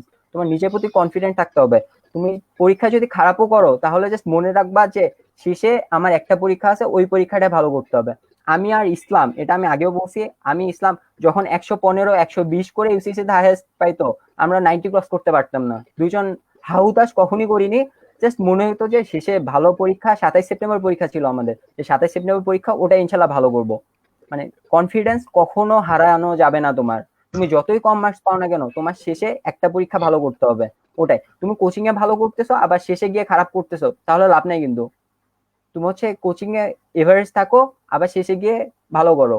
মানে তোমার প্রিপারেশন, তোমার সেলফ কনফিডেন্স গ্রো করো, নিজের প্রতি বিশ্বাস রাখো, তুমি পড়তেছো, ইউ হ্যাভ ইয়ারসেলফ ব্রো, পারবা অবশ্যই। মিসমি। থ্যাংক ইউ সৈকত। মুনিমের কাছে একটু শুনতে চাই, নতুন যারা প্রিপারেশন নিচ্ছে এবছর ভার্সিটিতে ভর্তি পরীক্ষার জন্য, তাদের প্রিপারেশন কিভাবে নেওয়া উচিত বলে তুমি মনে করছো, বা যথাযথ প্রিপারেশন নেওয়া বলতে তোমার কি মনে হয় সেটা যদি একটু বলতে। ওয়েল, সৈকত আর ইসলাম যতটুকু বলছে তার সাথে আসলে অ্যাড করার তেমন কিছু নাই। আমি হচ্ছে ওদের কথাকে কিছু কিছু জায়গায় আর কি কমপ্লিমেন্ট করব। প্রথমত আসি একেবারে মিশমি তোমার কথা থেকে, যে 22 ঘন্টাই পড়তে হবে কি, এটা আসলে খুবই বাজে একটা জিনিস। 22 ঘন্টা, আমাকে বলা হয়েছিল 16 ঘন্টা পড়তে হবে, না এটা চান্স হবে না আসলে এরকম। বাট আমি খুব কম পড়ছি। বাট একটা জিনিস অবশ্যই, নিজেকে তখন আসলে পড়াশোনা ছাড়া অন্য জিনিসগুলোতে যত কম ব্যস্ত রাখা যায় অত ভালো। লাইক মেহমান আসলে সালামটা দেয়া যাবে, কিন্তু মেহমানদের সাথে আড্ডা দিতে বসা যাবে না। বা আজকে আমার জানের ফ্রেন্ডের একদম বার্থডে, না গেলে ফ্রেন্ড একদম খুব মাইন্ড করবে, এটা ভেবে ফ্রেন্ডের বার্থডেতে চলে যাওয়া যাবে না, বা ফ্রেন্ড ট্রিট দিতেছে ওইখানে চলে যাওয়া যাবে না। কাজ আজকে এই 2 মাস সময়টা যদি আমরা একটু সেলফিশ হই, 2 মাস সময়টা যদি একটু আমরা নিজেকে দেই, 5 বছর আসলে আমরা অনেক সময় পাবো আমাদের ফ্রেন্ডস, ফ্যামিলি, আরো অনেক লোকজনকে দেওয়ার জন্য। তখন কিন্তু সেই বাধাটা, সেই রেস্ট্রিকশনটা থাকবে না, যদি 2 মাস নিজেদেরকে আমরা একটু রেস্ট্রিক্টেড করে রাখতে পারি। এই ব্যাপারটা একটু খেয়াল করতে হবে। আর আরেকটা জিনিস আমি সবসময় সাজেস্ট করি যে কখনোই একটানা 1 ঘন্টার বেশি কেউ যেন না করে, কারণ এটা আসলে আমাদের ব্রেন নিতে পারে না। আমাদের ব্রেন আসলে এইভাবে তৈরি না যে টানা 1 ঘন্টার বেশি নিজের মনোযোগ ধরে রাখতে পারে। সো 1 ঘন্টার বেশি অবশ্যই একটানা পড়া যাবে না। 1 ঘন্টা পড়ে অ্যাটলিস্ট 5-10 মিনিট রেস্ট নিয়ে তারপর সেজন্য পড়ে। আর যেটা সৈকত বললো যে পড়াটা কখনোই ঘন্টা হিসেবে না, পড়াটা পেজ হিসেবে হবে, যে আজকে আমার টার্গেট আমি এতটুকু পড়বো, এতটুকু জিনিস আমি আজকে কভার আপ করবো। আর রাকিবের কথা সূত্র ধরে যেটা বলবো সেটা হচ্ছে, অনেক ভাইয়া থাকে, অনেক কোচিং সেন্টার থাকে, অনেক আপু থাকে, তাদের নানা রকম সাজেশন থাকে, কিন্তু এর মধ্যে আসলে স্টিক করে থাকতে হবে। বিভিন্ন জায়গায় দৌড়ানো যাবে না, বা বিভিন্ন মানুষের সাজেশন নিয়ে ব্যাপারটা হচ্ছে নানান মুনির নানা মত থাকবে, তবে নানা মত ফলো করতে গিয়ে নিজের মতটাকে ভুলে গেলে হবে না। এক্স্যাক্টলি। Thank you Munim. আমি একটু শেষের দিকে হয়তোবা চলে এসেছি আমরা আমাদের মিটিং এর। একটা প্রশ্ন করতে চাই, সেটা হচ্ছে প্যান্ডেমিক চলছে, আসলে গত বছর আমাদের কোচিং অ্যাডমিশনটা যেমন ছিল এবছর কিন্তু সম্পূর্ণ ভিন্ন, তাই না? তো আসলে অ্যাডমিশনের যে ব্যাপারটা হয়, তোমাদের তিনজনের মধ্যেই কে যেন শুরুতে বলছিল যে টেনশনটা কাজ করছিল যে আমি হয়তোবা লিখিত পেপারটা হারিয়ে ফেললাম কিনা, বা আমার ক্ষেত্রে যেটা হচ্ছিল যে আমি কি আমার সিটেই বসেছি কিনা, এটা কি আমার সিট, আমাকে এক্সপেল করে দিবে কিনা, নানান ধরনের টেনশন কাজ করে। তো এবার তো ওদের আরো আতঙ্ক, সবকিছু অনলাইনে হচ্ছে, কোচিং থেকে শুরু করে একটা কেউ যদি অ্যাডভাইসও করতে যাচ্ছে সেটাও অনলাইনে হচ্ছে। তো এই প্যান্ডেমিকের সময়টায় কোচিং, ধরো তোমরা পড়াচ্ছ কিংবা ইউনিভার্সিটির অনেকে পড়াচ্ছে, টিচার, কোচিং সেন্টার, প্রাইভেট সবকিছু আছে, কিন্তু আমি আজকে এখন তাদের কথা একটু তুলে আনতে চাই যারা ধরো একদম গ্রামে, ধরো নেট নেই, কোচিং করতে পারছে না, ধরো কোনো ফিনান্সিয়াল ক্রাইসিসের জন্য হয়তো বা অ্যাপ্রোচটা তাদের আসছে না কোচিং পর্যন্ত। তো একটি স্টুডেন্টের ধরো সে নিজে ঘরে বসে তার যে অ্যাডমিশন প্রিপারেশনটা, এমন উদাহরণও আমাদের সোসাইটিতে আছে বা ঢাকা বিশ্ববিদ্যালয়ের ইতিহাসেও আছে, কোচিং না, প্রাইভেট না, নিজে পড়ে নিজের সঠিক ডিসিশন নিজে ফলো করে সে ঢাকা বিশ্ববিদ্যালয়ে বেশ ভালো পজিশনে এসেছে, ভালো করেছে। তাই তোমাদের চারজনের কাছে আমি এবার একটু এই ব্যাপারটা নিয়ে জানতে চাই যে এবার তো প্যান্ডেমিকের সম্পূর্ণ পরিস্থিতিটাই একটু অন্যরকম। তো আসলে আমাদের কোচিং এর দিকে মুখিয়ে না থেকে প্রাইভেটের দিকে সুযোগ, আমি বারবারই বলছি যাদের একদমই সুযোগ নেই তাদের ক্ষেত্রে নিজে থেকে যদি প্রিপারেশন নিতে চাই, সেক্ষেত্রে তোমাদের গাইডলাইনটা কি হবে ওদের জন্য? Rakib, let's start from you. শুরুর প্রথম প্রশ্নটা মনে হচ্ছিল যে অনলাইনে হইলে কি করবে না করবে এটা, আর সর্বশেষ প্রশ্নটা কি এমন ছিল যারা হচ্ছে জুনিয়র, তাদেরও জুনিয়র কি 2021 সালের পরীক্ষার্থীদেরকে নিয়েছিল কি শেষের প্রশ্নটা? আচ্ছা ঠিক আছে, শেষের প্রশ্নটা আমাদের এবছরে যারা ধরো অ্যাডমিশন প্রিপারেশন নিচ্ছে। আচ্ছা, বিভিন্ন সোর্স, তারপরে হচ্ছে সময় টিভি বা আরো এরকম দুই একটা সোর্স আছে যেগুলো আমাদেরকে প্রত্যেক দিনই নানাভাবে মানে ইয়া করতেছে, বিব্রত বোধ করতেছে বা বিভিন্ন ধরনের চিন্তার মধ্যে ফেলতেছে। যেমন পুরো এইচএসসি পরীক্ষা হবে কি হবে না এটা নিয়ে অনেক সময় আমরা অনেকে অনেক টেনশনের মধ্যে ছিলাম। তো হচ্ছে প্রত্যেকদিনই দেখা যেত সময় টিভি আজকে একটা আপডেট দিছে, কালকে একটা আপডেট দিছে, পরশু আর একটা আপডেট দিছে, আর স্টুডেন্টরা প্যানিকড হইতো, আর ইনবক্সে এসে ভর্তি হয়ে যেত মেসেজে, ভাইয়া পরীক্ষা কি হচ্ছে, এই দিন কি হবে, আপনি কিছু জানেন কি, এই হবে ওই হবে। আরে ভাই, শিক্ষা মন্ত্রণালয় এখনো কিছু বলে না, তুমি কেন এত টেনশন করো? আচ্ছা, এখন আমাদের এটা শিক্ষা মন্ত্রণালয়ের নিয়ন্ত্রণে না, এটা আমাদের অ্যাডমিশনের ব্যাপারটা শিক্ষা মন্ত্রণালয়ের সাথে সামঞ্জস্য করে ইউজিসির দায়িত্বে আছে, ইউজিসি ইউনিভার্সিটি গ্র্যান্ট কমিশনের দায়িত্ব। তো ইউনিভার্সিটি গ্র্যান্ট কমিশন কিন্তু অলরেডি একটা ঘোষণা দিয়ে ফেলছে যে ঢাকা ইউনিভার্সিটি অ্যাডমিশনটা, ঢাকা ইউনিভার্সিটির স্বায়ত্তশাসন শাসিত আমাদের কর্তৃপক্ষ ঘোষণা দিয়ে ফেলছে যে হচ্ছে আমরা ডিসেম্বরে যদি শুরুর দিকে রেজাল্ট হয় ডিসেম্বরের শেষের দিকে পরীক্ষাটা নিব, আর না হচ্ছে জানুয়ারির দিকে পরীক্ষাটা নেওয়া হবে। তো আমি ধরে নিচ্ছি যে সর্বোচ্চ জানুয়ারি পর্যন্ত যাবে, জানুয়ারির পরে আসলে অপেক্ষা মনে হয় করবে না, যেহেতু অলরেডি আজকে কিন্তু একটা ইঙ্গিত আমরা পাইছি যে 14 নভেম্বর পর্যন্ত শিক্ষা প্রতিষ্ঠানের ছুটি বাড়ছে। তো এই ইঙ্গিতটাকে আমি ধরে নিচ্ছি যে 14 নভেম্বর মানে আমরা ধরে নিচ্ছি যে ডিসেম্বরে খোলার চান্স রয়েছে, এবং এটা আমি ভালো একটা আশঙ্কা হিসেবে নিচ্ছি। অলরেডি কিন্তু পাবলিক বেসরকারি বিশ্ববিদ্যালয়গুলোকে বলে দেওয়া হয়েছে যে হচ্ছে সীমিত আকারে খুলে দেওয়া হবে, তার মানে এক্সাম গুলো নেওয়ার জন্য এক্সাম গুলো নেওয়া হবে এবং দ্রুত নেওয়া হবে বলে মনে করতেছি। আমাদের হাতে গোনা সময় আছে, ঢাকা ইউনিভার্সিটির জন্য মাত্র 2 মাস। সারা একটু আগে প্রশ্ন করেছিল যে আমরা এই সময় প্রিপারেশন মেন্টাল স্ট্রেংথটা কেমন থাকা উচিত। তো আমার হাতে সময় আছে 2 মাস। কম্পিটিটর এবার গত বছর আমাদের ইউনিটে পরীক্ষা দিয়েছিল 99,000, আর এবার সেখানে 99 গুণন 3 দিতে ইচ্ছা করে, আবার 2 দিতে ইচ্ছা করে। বুঝতেছি না 3 দিব না 4 দিব, 99 গুণন। তো ধরে নিচ্ছি 3 দিলাম আমি বা 2 দিলাম, 2 দিলেও প্রায় 2 লাখ। 2 লাখ পরীক্ষার্থীর মধ্যে পরীক্ষা দিব, সিট সংখ্যা আমার হচ্ছে ডি ইউনিটে মনে হয় হচ্ছে হাতে গোনা 1700-এর মতো। তো 1700 সিট, 2 লক্ষ দিব পরীক্ষা, প্রত্যেক সিটের জন্য লড়বো হচ্ছে 150 জনের মতো। তো এই 150 জনের মধ্যে একজনকে যোগ্য হিসেবে প্রতিষ্ঠিত করতে কিরকম প্রিপারেশন নেওয়া দরকার, ইউনো বেটার। তুমি এইচএসসি পরীক্ষার্থী, তোমার বয়স হয়েছে এতটুকু বোঝার যে আমি 200 জনের মধ্যে কম্পিটিশন করব, তোমার কতটুকু ম্যাচুরিটি আসা উচিত বা কি করা উচিত তুমি সেটা জানো। এখন একটা পরিচয়ের পিছনে আমরা সবাই ছুটছি। আমি হচ্ছে এক্স নটরডেমিয়ান, আমি এক্স ক্যাডেট, আমি এক্স সেন্ট জোসেফিয়ান, অথবা আমি এক্স ডেমিয়ান, রেমিয়ান, যাই বলি না কেন, সেসব পরিচয় শেষ। আমাদের নতুন একটা পরিচয়ের পিছনে ছুটতে হবে। তো কতটুকু প্রিপারেশন নেওয়া উচিত, উইনো বেটার। তোমাকে এটার জন্য প্রচন্ড শক্তিশালী ভাবে ফাইট করতে হবে। এখন শক্তিশালী ভাবে ফাইট করা মানে যে 20 ঘন্টা পড়াশোনা করে এমনটা কিন্তু না। যেটা হলে তোমার বেস্ট হয় সেটাই হবে ইনশাল্লাহ। ঠিক আছে, এটা তুমি করবা। আর হচ্ছে যে কাজটা না করলেই না, সেটা হচ্ছে যে রেগুলার পড়াশোনা কন্টিনিউ করা। এটা একটা বড় বিষয়। রেগুলার কন্টিনিউশনটা অনেক একটা বড় বিষয়। এটা অবশ্যই আমাদেরকে করতে হবে। আর হচ্ছে এই করোনার জন্য অনলাইনের জন্য যে কি করবে না করবে, এখানে আসছি। অনলাইন বা অফলাইন সেটা আসলে খুব বড় ইফেক্ট ফেলে না, যদিও ইফেক্ট ফেলে যে ক্লাস করতেছি, হঠাৎ করে বেস্ট ফ্রেন্ড মেসেজ দিছে, হাই বন্ধু কি করো, আর পড়াশোনার মনোযোগ চলে গেছে, বেস্ট ফ্রেন্ডের রিপ্লাই দিতে চলে গেছি, ক্লাসে কি পড়াইছে ভুলে গেছি। তো এইটা করা যাবে না। এই সময়টা আসলে একটু বেশি ক্লাস টাইমটা একটু মনোযোগী দিতে হবে। অনলাইন ক্লাসের টাইমটা, এই সময়টা একটু যত কষ্টই হোক, আমরা পাবলিক ইউনিভার্সিটি স্টুডেন্ট ক্লাস টাইমে কি করি সেটা দেখলে হবে না, কে কি ফ্যান্টাসি করতেছে, কে কি ফ্যান্টাসি করতেছে, এটা ভাবলে হবে না। অ্যাডমিশনটা সিরিয়াসলি নিতে হবে। এখন আমি স্ক্রিন শেয়ার দিব না, একটু পরে একটা স্ক্রিন শেয়ার দিয়ে দেখাবো যে একটা ক্লাস চলছে, সৈকত, আমি এবং আমাদের আরেকজন বন্ধু সোহাইল ক্লাস টাইমে কি করছিলাম, ক্লাসে আমাদের মনোযোগ কি ছিল, এবং অন্য কেউ ছবি তুলেছে মজা করে, আমি দেখাবো স্ক্রিনে একটু পরে। তো আসলেই আমাদের যে জিনিসটা হওয়া উচিত সেটা হচ্ছে আমাদেরকে ক্লাস টাইমটা এখনো অনলাইন হোক অফলাইন হোক অত্যন্ত অনেক বেশি মনোযোগী হওয়া উচিত বলে মনে করছি। আর পড়াশোনাটা কন্টিনিউ করা উচিত। বাকি যে পরামর্শ, শেষ মুহূর্তের প্রস্তুতি কি ইত্যাদির জন্য বিভিন্ন সময় বিভিন্ন জনকে, বিভিন্ন স্কলারকে তারা পাবেন এই পেজে, যারা আজকে লাইভ দেখছেন তারা ফলো করলে ইনশাল্লাহ পেয়ে যাবেন। ধন্যবাদ মিশমি।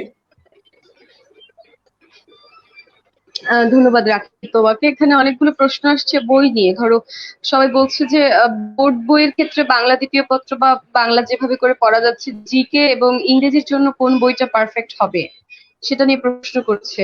বলো রাকিব, তোমার কাছেই জানতে চাইছি, তুমি যেহেতু পড়াচ্ছো, কোচিং এর সাথে যুক্ত আছো, আশা করছি তুমি এ ব্যাপারে বলতে পারবে ভালো। আচ্ছা, রেজাউল করিমও বলেছেন এই প্রশ্ন। আরেকজন প্রশ্ন করেছেন জারিন তাসনিম যে আপু কয়েকটা ভালো ভালো বইয়ের সাজেশন দেন। আমরা কিন্তু এর আগেও একটা লাইভে বলেছিলাম যে কোন বই ভালো কোন বই খারাপ, এরকম কিন্তু নাই। সবগুলো বই যারা লেখেন তারা বিভিন্ন কোচিং এর সাথে যুক্ত আছেন, আইদার কোচিং এর সাথে যুক্ত অথবা তারা বিসিএস এর সাথে যুক্ত, এবং তারা যারা এই বইগুলো লিখছে তারা কিন্তু যথেষ্ট দক্ষ বলেই লিখছেন, তারা, তাদের জ্ঞান রয়েছে। তো এই যে তারা হচ্ছে ভালো ভালো বইগুলো লেখেন, আমরা কোন বই ফলো করবো এটা আসলে নির্দিষ্ট কোনো বই নেই। রিজাউলের প্রশ্নের উত্তর আসছে যে হচ্ছে বাংলা দ্বিতীয় পত্রে নবম দশম শ্রেণীর, হ্যাঁ এই বইটা একটা বাংলা ব্যাকরণের ঈশ্বর বলে বলতাম আমি, যে বাংলা ব্যাকরণের ঈশ্বর হচ্ছে এই নবম দশম শ্রেণীর বইটা। পাশাপাশি কেউ প্র্যাকটিস করার জন্য অনেক বই বাজারে আছে, ইউসিসি কোচিং এর পারাবার আছে, তারপরে হচ্ছে আইকন প্লাস থেকে সম্ভবত একটা বই দেওয়া হয়, জুবাইর ভাইয়ের বাংলা বই আছে, তারপরে হচ্ছে অভিযাত্রী নামে বি ইউনিটের একটা বই আছে। তো এরকম বিভিন্ন বইয়ের বিভিন্ন বই আছে, বিভিন্ন রকম বই আছে, তুমি যে কোনো একটা দিয়ে প্র্যাকটিস করতে হবে। এত আসলে প্যানিক হলে চলবে না। আমার পক্ষ থেকে সাজেশন, বইটা আমার এখানে নাই, নিচে টেবিলে আছে মনে হয়। তো 9-10 এর সেকেন্ড পেপার বইটা আমরা পড়বো, ওইখান থেকে একটা টপিক আমরা পড়বো, সেই টপিকটার এমসিকিউ সলভ করার জন্য আমরা কোনো গাইড ফলো করতে পারি, সেটা এনিথিং, বিগত বছরের প্রশ্নের জন্য যে কোনো গাইড হতে পারে। এটার জন্য প্যানিক হইলে হবে না, কোন গাইড সেরা এটা আমি বলবো না। আর ওই যে জিকে এর জন্য তাই, বাংলার জন্য তাই, ইংলিশের জন্য, জিকে এর জন্য হচ্ছে বলবো যে কোনো একটা বেসিক বই, ফার্স্ট ভিউ লাস্ট ভিউ বলো, কিংবা জুবাইর জিকে বলো, কিংবা MP3 বলো, যে কোনো একটা বেসিক বই নিয়ে, এবং সাম্প্রতিক যে ছোট ছোট বইগুলো বের হয় হচ্ছে সাম্প্রতিক বিভিন্ন ছোট ছোট বইগুলো বের হয়, যে এই আলালস জিকে আওয়ার, তারপরে জুবাইর ভাইয়ের বই বের হয় ক্যাপসুল, তারপরে এই যে আমি অলরেডি আমার স্টুডেন্টকে পড়ানোর জন্য একটা বই নিয়ে রাখছি আলাল ভাইয়ের, এরকম ছোট ছোট অনেক বই বের হয়। তো এইরকম বিভিন্ন সাম্প্রতিক যে বইগুলো বের হয়, এই বইগুলো আমরা কিন্তু ফলো করলেই সাম্প্রতিক জিকে গুলো কভার হয়ে যায়। এবং এবার যেহেতু লিখিতটা অনেক বেশি গুরুত্বপূর্ণ, লিখিতের জন্য কোনো বই কিন্তু বাজারে ওইভাবে বের হয় নাই, হঠাৎ করে 50 মার্কসের আসছে, এই বই কিন্তু আসে নাই। তো এই দিয়ে কিন্তু নিজেকে নিজেই জ্ঞান দিতে হবে এবং নিজেকে নিজেই পরিশ্রমী হইতে হবে বলে মনে করি। ধন্যবাদ মিশমি। Thank you Rakib. সবার ভালো লেগেছে নিশ্চয়ই আজকের লাইভটা। ওরা যথাসাধ্য চেষ্টা করেছে তোমাদের জন্য যথাযথ ইনফরমেশন বলো বা কি করা লাগবে, কেমন কিভাবে করা লাগবে, কতটুকু পড়াশোনা কিংবা ঢাকা বিশ্ববিদ্যালয় সম্পর্কে একটা ছোটখাটো ধারণা দেবার চেষ্টা করেছি আমরা। একটা কথা না বললেই নয়, অ্যাডমিশনের সময়টা না আমরা নিজেরাও আশা করছি এখানে সবাই টপ লেভেলে আছে, হুট করে চলে আসেনি, পরিশ্রম ছাড়া চলে আসেনি। তোমরা যে প্যানিক করছো, ওরা প্যানিক ছাড়া এখানে আসেনি। কেউ কম করেছে, কেউ ঠান্ডা মাথায় কাজ করেছে, তবে কিছুটা হতাশা, কিছুটা চিন্তা, কিছুটা ভয় ভীতি তো আমাদেরও ছিল, আমাদের সময়ও ছিল। তবে যেই কাজটা করতে বলবো যে এত জায়গায় দৌড়দৌড়ি করে এই গ্রুপ সেই গ্রুপ, ফেসবুকেও হাজারটা গ্রুপের মধ্যে অ্যাড না হয়ে মানে মানে মানে যাকে ভালো মনে হচ্ছে কিংবা একদম যথাযথ কিছু মানুষ বা বড় সিনিয়রদের সাথে সংস্পর্শে থাকলে যে কোনো একজনকে একটু ফলো করো, তার কথাগুলো শোনার চেষ্টা করো। রাকিবরা পড়াচ্ছে, ওদের কাছ থেকে সাজেশন নিতে পারো, পার্সোনালি যোগাযোগ করো, ওদের ক্লাস করে দেখতে পারো ওরা কেমন করাচ্ছে। এসব করে একটু কুল থেকে বাকিটা নিজে থেকে বাসায় বসে একটু পড়াশোনা করতে হবে, তাহলে আশা করছি ভালো কিছু হবে। আমরা চেষ্টা করেছিলাম আমাদের যেটুকু জানানোর প্রয়োজন মনে হয়েছিল, তোমরা যেটুকু জানতে চেয়েছো সেটুকুর মধ্যে তোমাদেরকে জানানোর চেষ্টা করেছি। আশা করছি তোমাদের ভালো লেগেছে আমাদের লাইভ অনুষ্ঠানটা। প্রায় শেষের পর্যায়ে 10:30 নাগাদ বেজে গেছে, সবারই ঘুমোতে যাওয়ার সময় হয়ে গেছে। তো হচ্ছে এইবার শেষবার আমার 3 বন্ধুর কাছ থেকে একটু জানতে চাই অনুষ্ঠানটা শেষের পর্যায়ে আজকে কথাগুলো শেয়ার করলে জুনিয়রদের জন্য শুভকামনা স্বরূপ কিংবা নিজে থেকে যদি কিছু বলতে চাও তাদের জন্য কিছু চাইলে বলতে পারো। সৈকত দিয়ে শুরু করছি। সৈকত, আজকে লাইভের শেষ পর্যায়ে আছি আমরা। যাই পড়ো না কেন মনোযোগ দিয়ে পড়বা, আর মেইন কথা হচ্ছে 2-3 মাস কষ্ট করলে যদি লাইফ টাইম একটা প্রাইড পাও তাহলে তো দোষের কিছু না। এটা ধরো যে আমরা 2-3 মাস আইএস কষ্ট করছি, এখন না মানে ট্যাগ লাগাইতে পারি যে ঢাবিয়ান, এরকম ইসলাম ইসমি তারপর হচ্ছে মুনেম 2-3 মাস কষ্টই, কিন্তু 2-3 মাস কষ্ট করলে মানে মরে যাবা না তুমি। 2-3 মাস কষ্ট করো, না হলে ভাই বাকি পুরা টাইম তোমাকে রিগ্রেট করতে হবে। যদি কষ্ট না করো, অ্যাডমিশন টেস্ট মনে করো দিলা, কোথাও চান্স পাইলা না, একটা বছর সেকেন্ড টাইমে কোচিং করবা আর ডিপ্রেশনে থাকবা, মানুষের কথা শুনবা, ফ্রাস্ট্রেটেড হয়ে যাবে, স্ট্রেসড হয়ে যাবা তুমি। তো অত কিছু করার দরকার নেই, 2-3 মাস একটু কষ্ট করো, জাস্ট বলবো একটু কষ্ট করো, আর নিজেকে একটু নিজের উপরে একটু ফেথ রাখতে শিখো, তাহলে হয়ে যাবে। I wish you good luck. Thank you Saikat. Munim,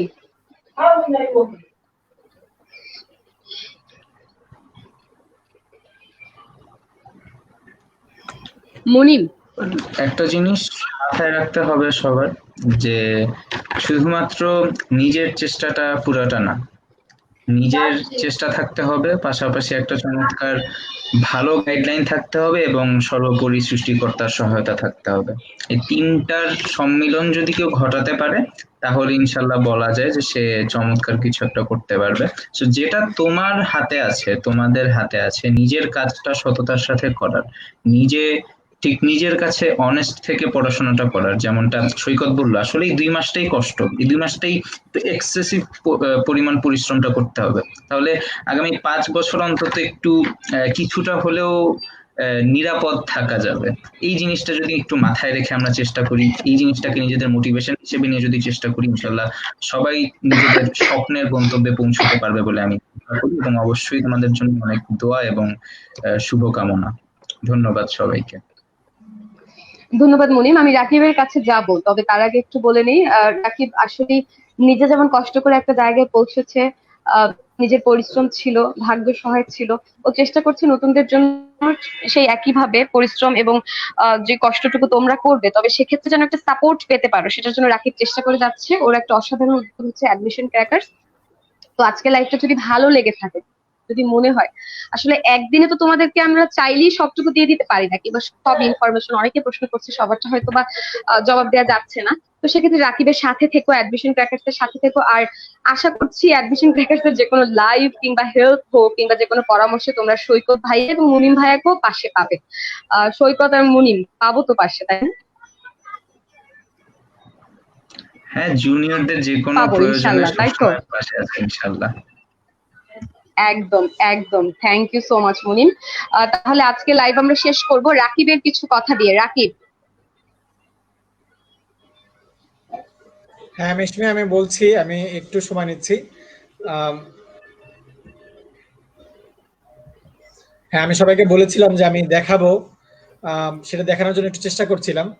তো তার আগে এখানে বলি যে হচ্ছে আমাদের যেহেতু প্ল্যাটফর্মটা আমাদের হচ্ছে প্ল্যাটফর্মটা আমার একা একা তৈরি নয়, প্ল্যাটফর্মের পিছনে কিন্তু এখানে কমেন্ট করছিল জাহিন রয়েছে, আরো অনেক হচ্ছে ঢাবি অ্যান্ড ক্যাডেটরা শুরু করেছে আর কি। যারা ঢাকা বিশ্ববিদ্যালয়ের ক্যাডেটরা ছিল তারা শুরু করেছে, সেখানে আমিও ছিলাম। আমিও এখন হয়তোবা বড় দায়িত্বটা পালন করতেছি। আর পাশাপাশি এখানে বুঝতেই পারতেছি, তাইলে আমি আছি, ঢাকা বিশ্ববিদ্যালয়ের ক্যাডেটরা আছে, মানে সৈকত ভাইও আছে, যারা দেখতেছি সৈকত ভাইকে। তো আমরা বন্ধুরা আছি, ইনশাল্লাহ সৈকতকেও পাবো, মুনেমকেও পাবো, মুনেম বলছে অলরেডি, ইনশাল্লাহ পেয়ে যাবো। তো হচ্ছে যারা ইয়াতে আসবে, আমার প্ল্যাটফর্মের পক্ষ থেকে হেল্পটা এতটুকু থাকবে যে বিভিন্ন সময় টাইমলি আপডেট গুলো আমরা দিচ্ছি। এখন কেউ যদি বলে যে হ্যাঁ প্রত্যেকদিন একটু করে পড়া দেন, সেটাও আমরা করতে পারবো। প্রত্যেকদিন এই করেন ওই করেন, আমরা কিন্তু অলরেডি এক্সাম ব্যাচ নিয়ে আসতেছি তাদের সামনে, যে মডেল টেস্ট গুলো নিয়ে, কারণ যত বেশি এক্সাম দিলে তত বেশি সুবিধা। আমরা কিন্তু এখানে সবকিছু শেয়ার করলেও একটা জিনিস শেয়ার করিনি এখন আমি আসলে করছি, আমরা কিন্তু কোচিং করছি এক জায়গায়, কিন্তু এখানে ওখানে কিন্তু সুযোগ বুঝে পরীক্ষা ঠিকই দিছি। সো তোমরা যেন পরীক্ষা দেওয়ার প্র্যাকটিসটা তোমাদের হয়, এই জিনিসটা কিন্তু আমরা চেষ্টা করব। সো ইনশাআল্লাহ আমরা আমাদের এক্সাম ব্যাচ চালু করব, তোমরা সবাই ফ্রি এক্সামের ব্যবস্থা থাকবে, তোমরা সবাই এক্সাম দিবে। আমাদের পেজ থেকে সব ধরনের আপডেট দেওয়ার আমরা চেষ্টা করব। সামনে আসবে হচ্ছে শেষ মুহূর্তের প্রস্তুতি, কি 1 মাস পরে গেলে কি বা কি করতে হয় না করতে হয়, টাইমলি আপডেট গুলো এইসব আমরা হচ্ছে দিয়ে যাবো। এই পাশে আবার মুরাদ হাসান ভাইয়া প্রশ্ন করে বসছে যে রাকিব ভাইয়ের কাছে প্রশ্ন, অ্যাডমিশন টাইমে ডিপ্রেশন কাটানো যায় কিভাবে। বলা যায় যে এই টাইমে আমি কতটা ডিপ্রেশনে ছিলাম, বিভিন্ন সময় বিভিন্ন কারণে ডিপ্রেশনে ছিলাম। সৈকত নিজের চোখে দেখে এসেছে যে আমরা বিভিন্ন রকম খারাপ সময় যাচ্ছিল, সে ফ্যামিলিয়াল হোক বা পার্সোনাল হোক, বিভিন্ন সময় বিভিন্ন ডিপ্রেশনে গেছে। ফ্রেন্ডরা ছিল বলেই অনেক ভালো করতে পারছি বলে মনে করবো এখানে। আর পাশাপাশি নিজের শক্ত থাকাটা জরুরি, নিজের লক্ষ্যটা বড় রাখাটা জরুরি। যদি স্বপ্ন না দেখতে পারি শক্ত করে, তাহলে সেটা পূরণ করবো কি, এটা একটা বিষয়। আর ওই যে একটা ভাইয়ার একটা পোস্টের ডায়লগ আমি দেখছিলাম যে what Dhaka university thinks today, the whole country thinks tomorrow.